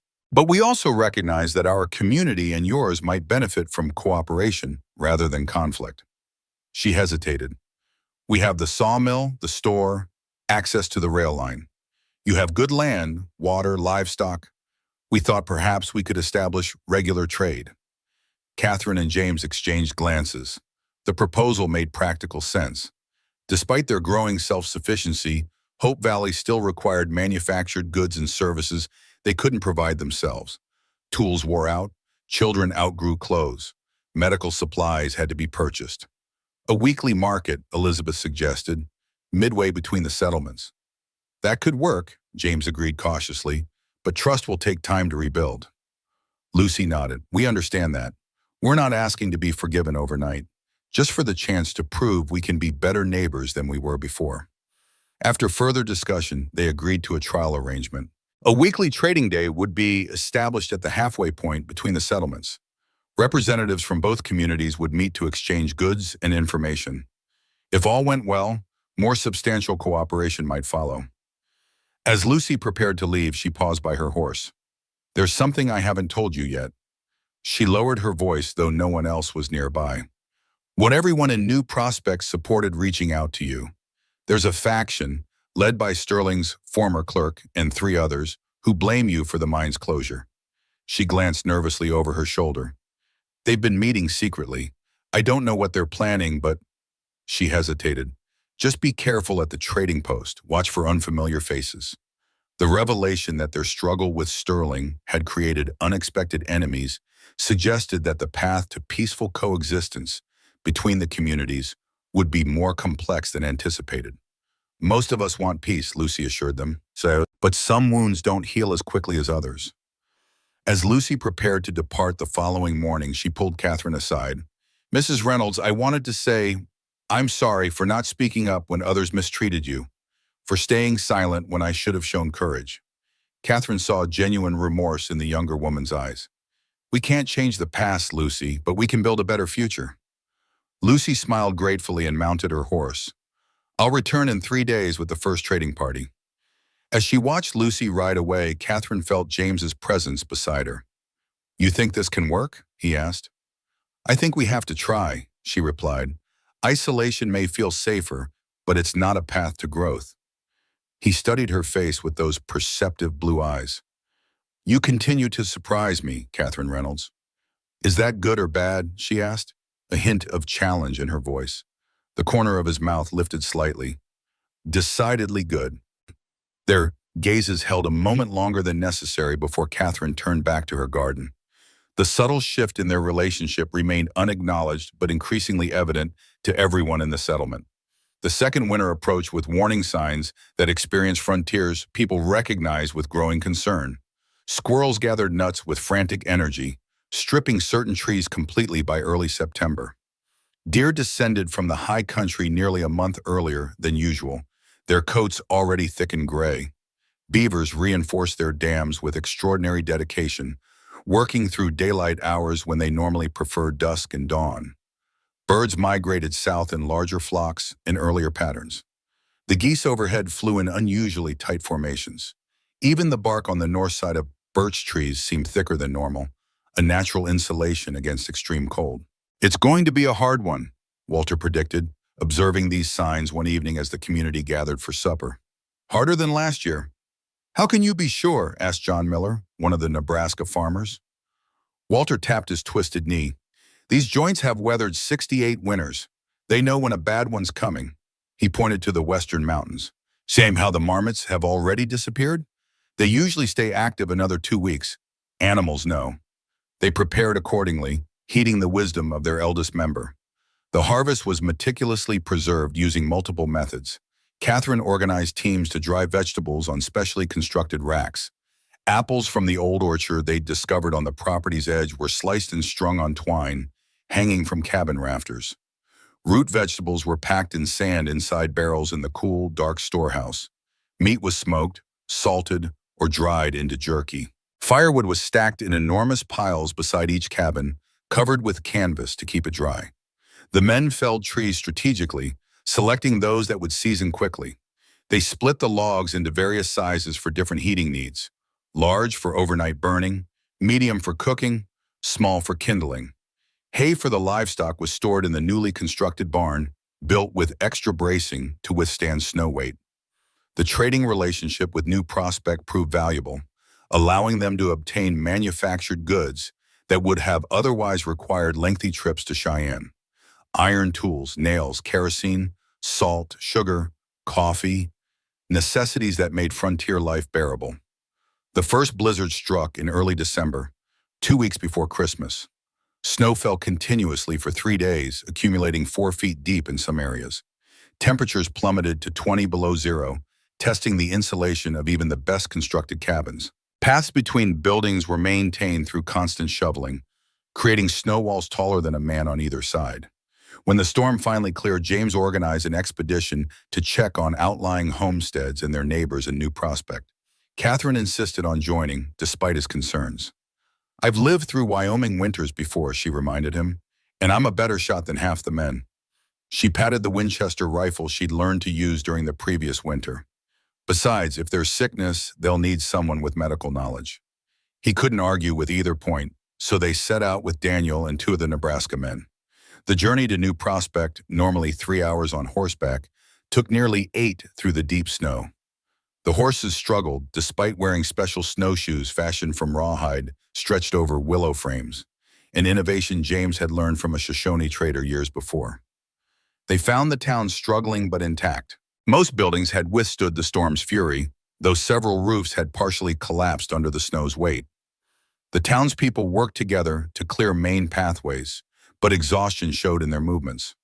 More concerning was the outbreak of influenza that had struck just as the blizzard hit. The timing couldn't have been worse, trapping the sick in close quarters with the healthy accelerating transmission. 12 cases so far, Lucy's father explained as they warmed themselves in his store. 2 deaths already, both elderly. Dr. Jackson's been working without sleep for 3 days. Catherine immediately volunteered to help. Her mother had been a nurse in Cincinnati, and she had learned much about treating illness during her childhood. Elizabeth, who had come with the second party, joined her efforts. For 3 days, they moved from house to house, administering herbal remedies, ensuring proper hydration, and teaching basic sanitation to prevent further spread. They created steam tents using sheets and boiling water infused with eucalyptus oil that Lucy's father had in stock. Catherine remembered her mother's insistence on fresh air, even for the ill, and made sure windows were opened briefly several times daily despite the cold. They prepared broths fortified with herbs and vegetables from Hope Valley stores, providing essential nourishment for those too weak to eat solid food. Their efforts saved lives. Dr. Jackson, himself exhausted to the point of illness, gratefully accepted their assistance. "I've been preaching about proper ventilation for years," he told Catherine. "No one listened until you showed them it worked." When they finally returned to Hope Valley, both communities had formed a deeper bond through shared hardship. The sickness had been contained, though not without cost. 4 had died: an elderly couple, a middle-aged man with existing lung problems, and most heartbreakingly, a child of 5. Yet without the intervention, the toll would certainly have been higher. As January's grip tightened on the land, the temperature dropped to an unprecedented 30 below zero. Even the most seasoned residents had never experienced such cold. Frost formed on the inside of cabin walls. Breath crystallized instantly. Outside work became dangerous, limited to essential tasks performed in brief bursts. During one particularly brutal night, James was awakened by an urgent knocking. Daniel stood at his door, his beard crusted with ice. "The Peterson family," he gasped. "Their cabin's chimney collapsed. They tried to reach us, got lost in the darkness. Jacob made it to my place, half frozen. Says his wife and children are still out there, sheltering in a ravine." The Petersons were recent arrivals, a family that had settled 3 miles north of Hope Valley just before winter. Jacob had been a shopkeeper in Missouri before deciding to try farming in Wyoming. They had 2 children, Timothy, 8, and Emma, 6. James dressed quickly, layering wool and leather against the killing cold. Daniel had already roused 2 other men. They gathered lanterns, rope, blankets, and whiskey, the latter not for drinking, but for emergency warming. "The horses can't manage in this snow," James said, assessing the conditions. "We'll have to go on foot." "That's 3 miles in open country," John Miller protested. "In this temperature, exposed flesh freezes in minutes. We might not make it back ourselves." "Then stay," James replied simply, checking his revolver and placing extra ammunition in his pocket. Weather this cold often drove wolves closer to settlements in desperate search of food. No one would blame you. No one stayed behind. Catherine appeared as they prepared to depart, dressed in her warmest clothes, a determined expression on her face. "You're not coming," James said firmly. "It's too dangerous." "Mrs. Peterson will need a woman's help if she's suffering from the cold," Catherine countered. "And I know these hills as well as any of you. Besides, I brought this." She produced a small medical kit containing tinctures and salves her mother had taught her to make. Their eyes locked in silent battle of wills. Finally, James nodded curtly. "Stay close. Do exactly as I say." The journey was nightmarish. Wind cut through their layers like knives. Snow reached mid-thigh in places, each step requiring tremendous effort. They moved in single file, taking turns breaking trail. Every 15 minutes, they stopped briefly to check each other for signs of frostbite, particularly on exposed faces. 2 miles from the settlement, they found Jacob Peterson's tracks and followed them backward. The ravine was hardly more than a depression in the land, offering minimal protection from the elements. Huddled beneath a makeshift shelter of branches was Martha Peterson and her 2 children. "Thank God," Martha sobbed when she saw them. Her lips were blue, her fingers showing early signs of frostbite. She had wrapped her own coat around the children, leaving herself protected only by a thin shawl. The children were in worse condition, their small bodies cooling dangerously despite their mother's efforts to warm them. Timothy, the boy, was conscious but disoriented. His sister, Emma, had fallen into the dangerous stillness that precedes freezing to death. Catherine immediately took charge of Emma, removing the girl's frozen outer garments and replacing them with her own dry scarf and jacket. She held the child against her body, sharing warmth while gently rubbing her limbs to stimulate circulation. She was careful not to rub too vigorously, knowing that frostbitten tissue could be damaged further by rough handling. "We can't stay here," James said, assessing their situation, "and they can't walk back." Daniel had brought a small sled for hauling firewood. "We can use this for the children. Take turns pulling." "I'll carry Martha," offered Eric Johansson, the largest of their group, a former lumberjack whose arms were thick as fence posts. They fashioned a harness from rope and began the arduous journey back. Progress was agonizingly slow. Every few hundred yards, they stopped to check on the children and ensure no one was developing frostbite. They passed a flask of whiskey mixed with water, enough to warm the blood without risking the dehydration that alcohol could cause. Halfway back, the wind intensified, reducing visibility to mere feet. James took the lead, using his unerring sense of direction to maintain their course. He had navigated these territories for decades and seemed to possess an internal compass that functioned even when all visual landmarks disappeared. Catherine walked beside the sled, constantly monitoring Emma, whose breathing had become stronger but remained worryingly shallow. Through the driving snow, she felt James's frequent glances, not just checking their direction, but checking on her. Once, when she stumbled in a drift, his hand was instantly at her elbow, steadying her. "I've got you," he said, his voice low against the wind. She nodded, their eyes meeting in understanding. The journey was perilous, but they faced it as one. When they finally reached the first cabin of the settlement, they were met by Walter and Elizabeth, who had prepared hot water, blankets, and medicinal tea. The Peterson family was brought into the main cabin, where the largest fireplace could provide maximum warmth. Catherine directed their care with quiet authority. "No hot water directly on the skin," she instructed. "Lukewarm only, gradually increasing temperature." She prepared a salve of comfrey and calendula for Martha's frostbitten fingers, while Elizabeth fed spoonfuls of warming broth to the children. For 2 days, the children's survival remained uncertain. Catherine barely left their side, applying every remedy she knew while Elizabeth prepared strengthening broths. She kept meticulous records of temperature, pulse, and symptoms, using her mother's medical journal as a guide. When Emma developed a rattling cough, Catherine created a poultice of mustard and flax to draw out the congestion. Gradually, color returned to their faces. On the third morning, Emma asked for breakfast, her first words since the rescue. Timothy's disorientation cleared, though he remained unusually quiet. Martha's frostbitten fingers were saved, though 2 would bear permanent damage.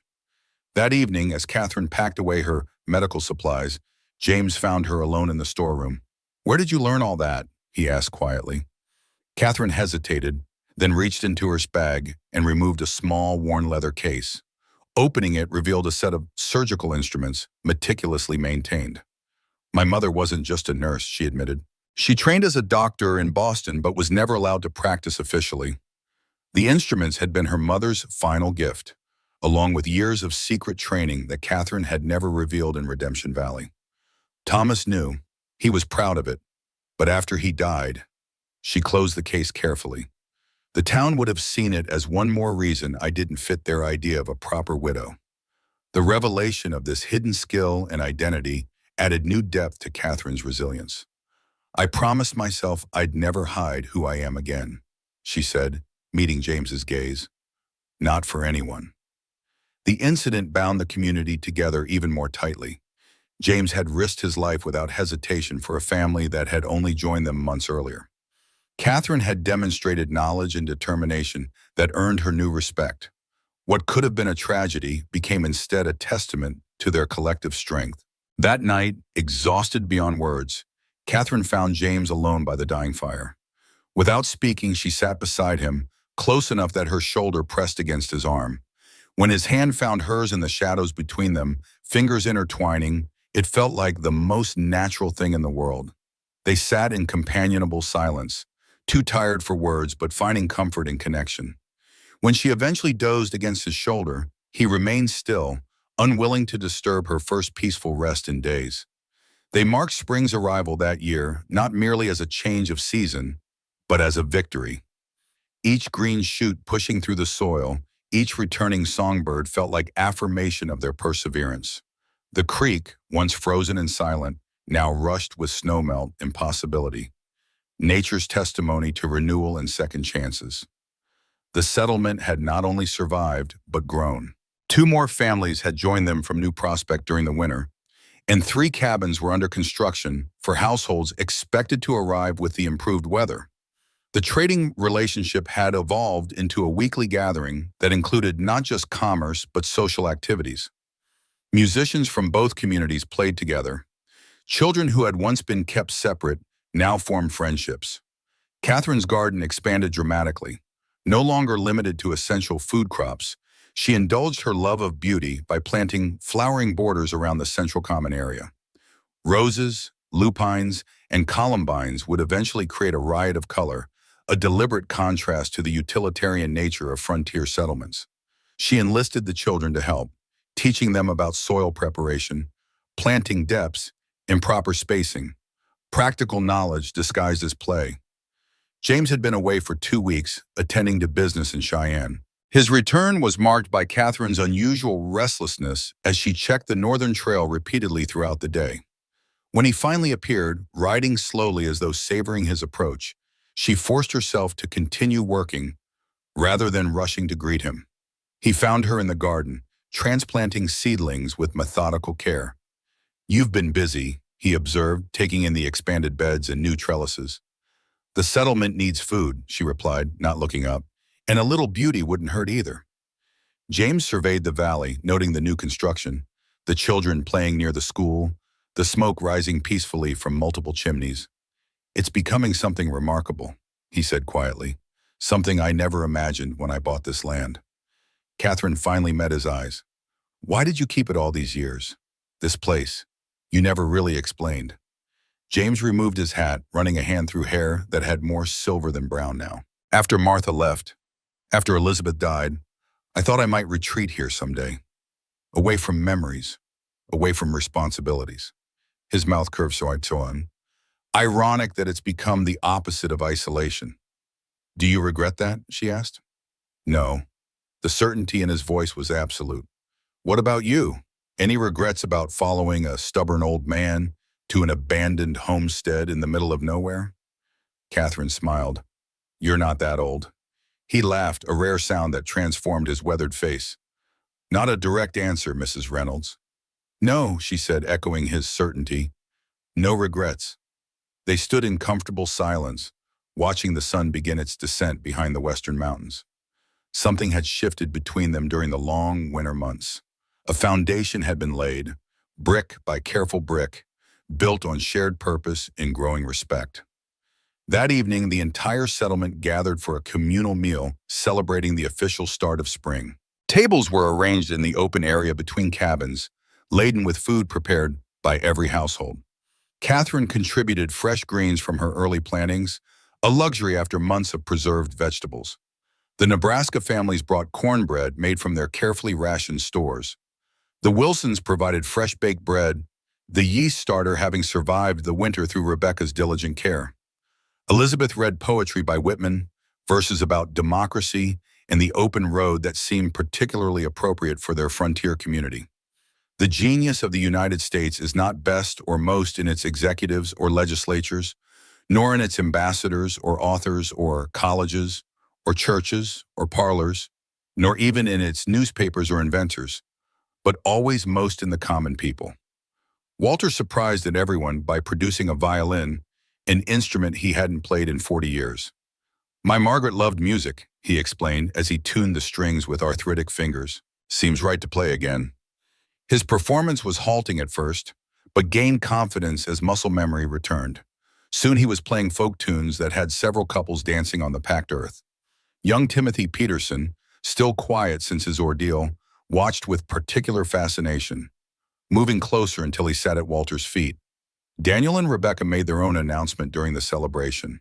They had received word from an orphanage in Denver about an 8-year-old boy whose parents had died in the influenza epidemic. They would be traveling to collect him next month. A son, Daniel said, his voice thick with emotion, after all these years of waiting.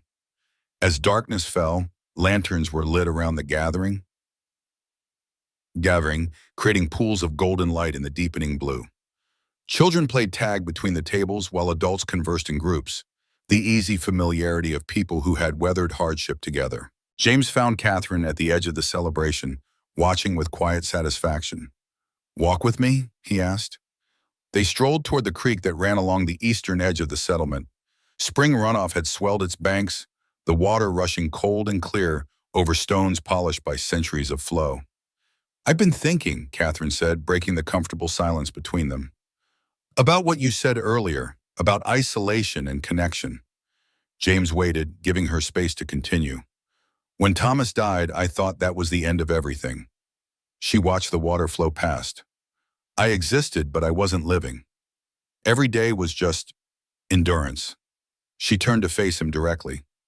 When I left Redemption Valley that morning, I had no destination in mind, just away, anywhere but there.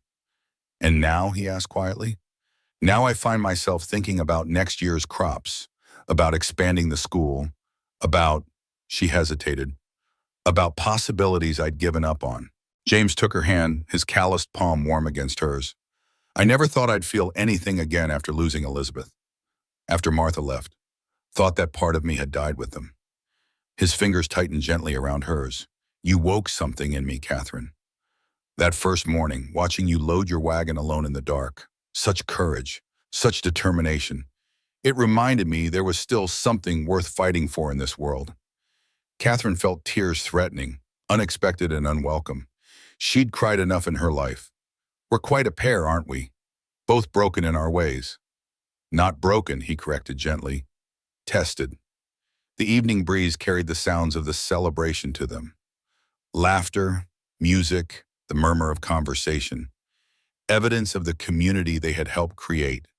Martha once told me something I've been thinking about lately, James said, his voice soft with memory. The heart can break and mend, as long as you let it mend. He looked down at their joined hands. I didn't let mine mend for a long time. Neither did I, Catherine admitted. The confession hung between them, simple but profound, an acknowledgement of past pain and present healing. Without further words, James leaned down and kissed her, a gentle question rather than a demand. Catherine answered by stepping closer, her free hand moving to rest against his chest. When they parted, no grand declarations followed. None were needed.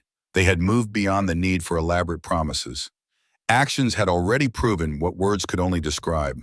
Hand in hand, they walked back toward the light and warmth of the community gathering. Summer brought abundant growth to Hope Valley. Catherine's gardens flourished beyond expectation. The community expanded to 22 cabins, housing nearly 50 people. The trading relationship with New Prospect evolved into a formal alliance, with representatives from both settlements meeting monthly to discuss common concerns. In late June, James and Catherine were married beside the creek where they had first acknowledged their feelings. Elizabeth stood as Catherine's attendant, Walter as James's.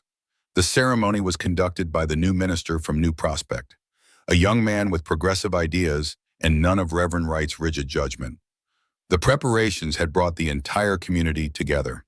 The men constructed an arbor of twisted willow branches. The women decorated it with wildflowers and ribbons brought from Cheyenne. Even the children participated, gathering smooth stones to create a path from the settlement to the creek. Catherine wore a dress of cornflower blue rather than white, a practical choice for a widow in her mid-30s. Rebecca and Elizabeth had worked together on the garment, incorporating lace from Elizabeth's mother's wedding gown. James wore a new white shirt and vest made by Rebecca, with a watch chain that had belonged to Walter's father, borrowed for the occasion. Their vows were simple but meaningful. I promise to stand beside you in storm and sunshine, in planting and harvest, until we grow old together on this land. The words reflected not just their commitment to each other, but to the place and community they had built. The celebration afterward united both communities in a day of feasting and music. 3 tables stretched end to end held food contributed by every household. A whole steer had been roasted, the meat tender and flavorful. Vegetables from the early summer gardens, preserved fruits from the previous year, and fresh baked breads filled every available space. Children ran between the tables, faces sticky with honey, while musicians from both settlements took turns playing. For many, it symbolized not just the union of 2 people, but the healing of old wounds between neighbors. 6 months after the wedding, James and Catherine expanded their cabin, adding 2 bedrooms and a larger kitchen. Not for children of their own, Catherine was 34, James 57, but for 3 orphan siblings from Denver. Thomas, Sarah, and Emma had lost their parents to the influenza epidemic that had ravaged the city. The decision hadn't come easily. They had discussed it for weeks, weighing their abilities and resources against the children's needs. 3 is a lot to take on at once, Catherine had worried. Perhaps we should consider just 1. But when they received word that the orphanage planned to separate the siblings due to overcrowding, the decision made itself. No one should lose family twice, James had said, and Catherine agreed without hesitation. The children arrived in October, their worldly possessions contained in a single battered trunk. Thomas, 9, had their father's dark hair and serious expression. He held himself with the rigid posture of a child trying desperately to be a man. Sarah, the middle child at 7, was so frightened she wouldn't speak, communicating only through small nods or shakes of her head. Her blonde hair hung in tangled strands, evidence of weeks without proper care.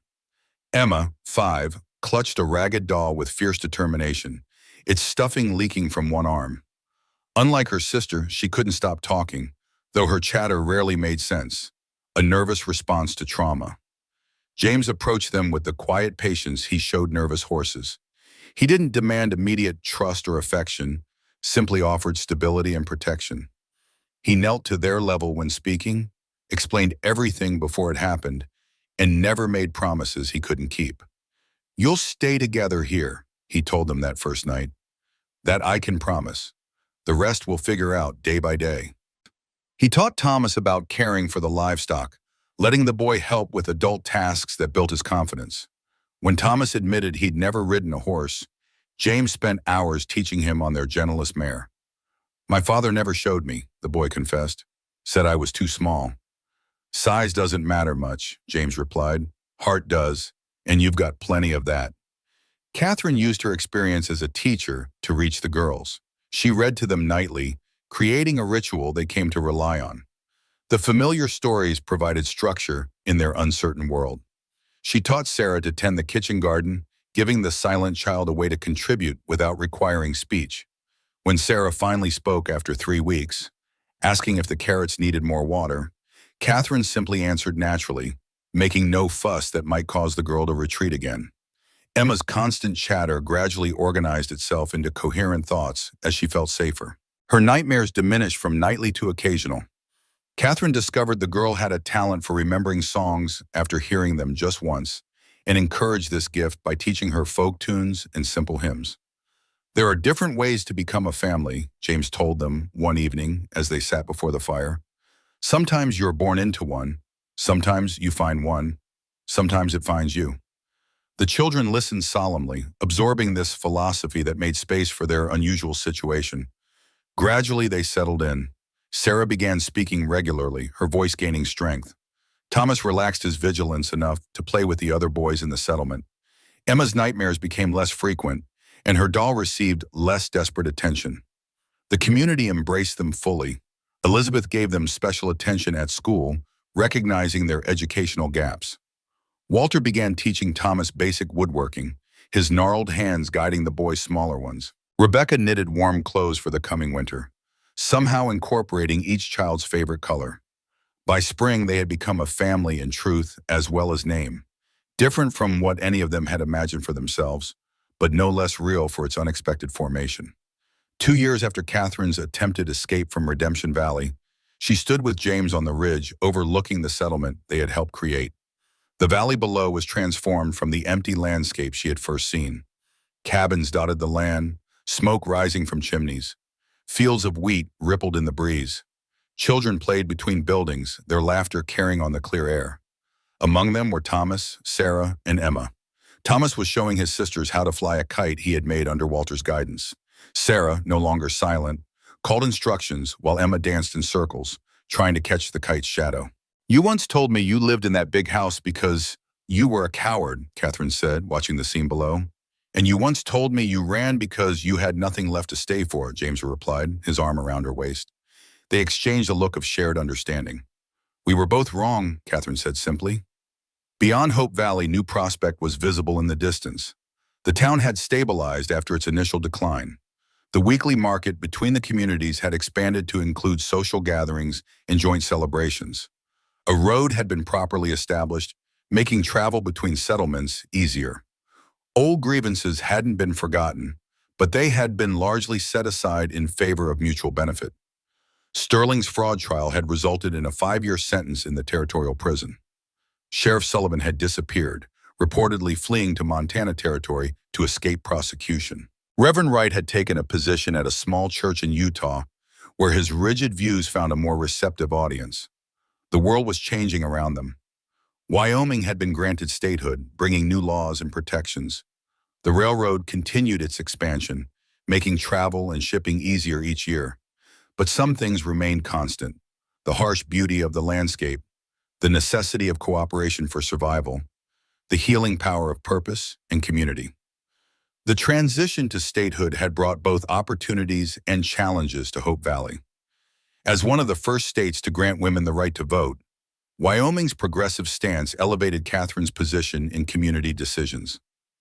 When territorial representatives visited to register voters in the new state, Catherine and Elizabeth stood alongside the men at the makeshift polling station established in their community hall. "Never thought I'd see the day," Walter remarked, watching Elizabeth cast her ballot in the first state election. "My Margaret would have relished this." The new state constitution also brought stronger property protections, solidifying their legal claim to the land. James explained to the community one evening how the territorial laws that Sterling had exploited were now replaced with more rigorous state regulations. "The state land office keeps better records," he told them, spreading the official papers with the Wyoming state seal across the table. "What happened to us couldn't happen as easily now." With statehood came infrastructure improvements. The promise of a new stagecoach route passing within 5 miles of Hope Valley meant better mail service and more regular supplies. When the state surveyor arrived to map the route, James negotiated for it to include a small spur road directly to their settlement. Not all changes were welcome, however. New tax structures meant financial adjustments for the growing community. State regulations on water rights created tension with upstream ranches that hadn't existed under the more loosely governed territorial system. Catherine found herself becoming well-versed in water law, representing the settlement at county meetings. "We're part of something larger now," she told the community after returning from one such meeting in Laramie. "With more connection comes more responsibility." The children, too, felt the impact of statehood. The state's educational requirements meant Elizabeth needed to adapt her teaching methods. The new standardized readers arriving by mail were a source of excitement for the students, though she maintained her nature explorations and practical mathematics as supplements to the official curriculum. As summer ripened toward fall, the three children adapted fully to their new life. Thomas developed James's affinity for horses and Catherine's love of books, often reading in the barn loft after finishing his chores. Sarah discovered a talent for drawing, capturing the landscape with surprising skill for her age. Her previously silent nature had evolved into thoughtful observation. Emma, the youngest, thrived under the attention of an entire community that treated her as a collective daughter. Her singing voice, pure and true, had become a regular feature at gatherings. One golden September evening, a visitor arrived from Cheyenne. Judge Richardson, now retired from the bench, had made the journey to see what had become of the settlement he had helped protect through his legal intervention. "Remarkable," he declared as James showed him around the thriving community. "From one cabin to all this in just 2 years." They held a special dinner in his honor, gathering at long tables set up in the central area. The entire settlement contributed their best dishes. Catherine's garden provided fresh vegetables. The Johansons brought venison from a recent hunt. Elizabeth baked 3 pies using berries the children had gathered. Walter had crafted a special chair for the guest of honor, compensating for his aging joints with cleverly placed supports.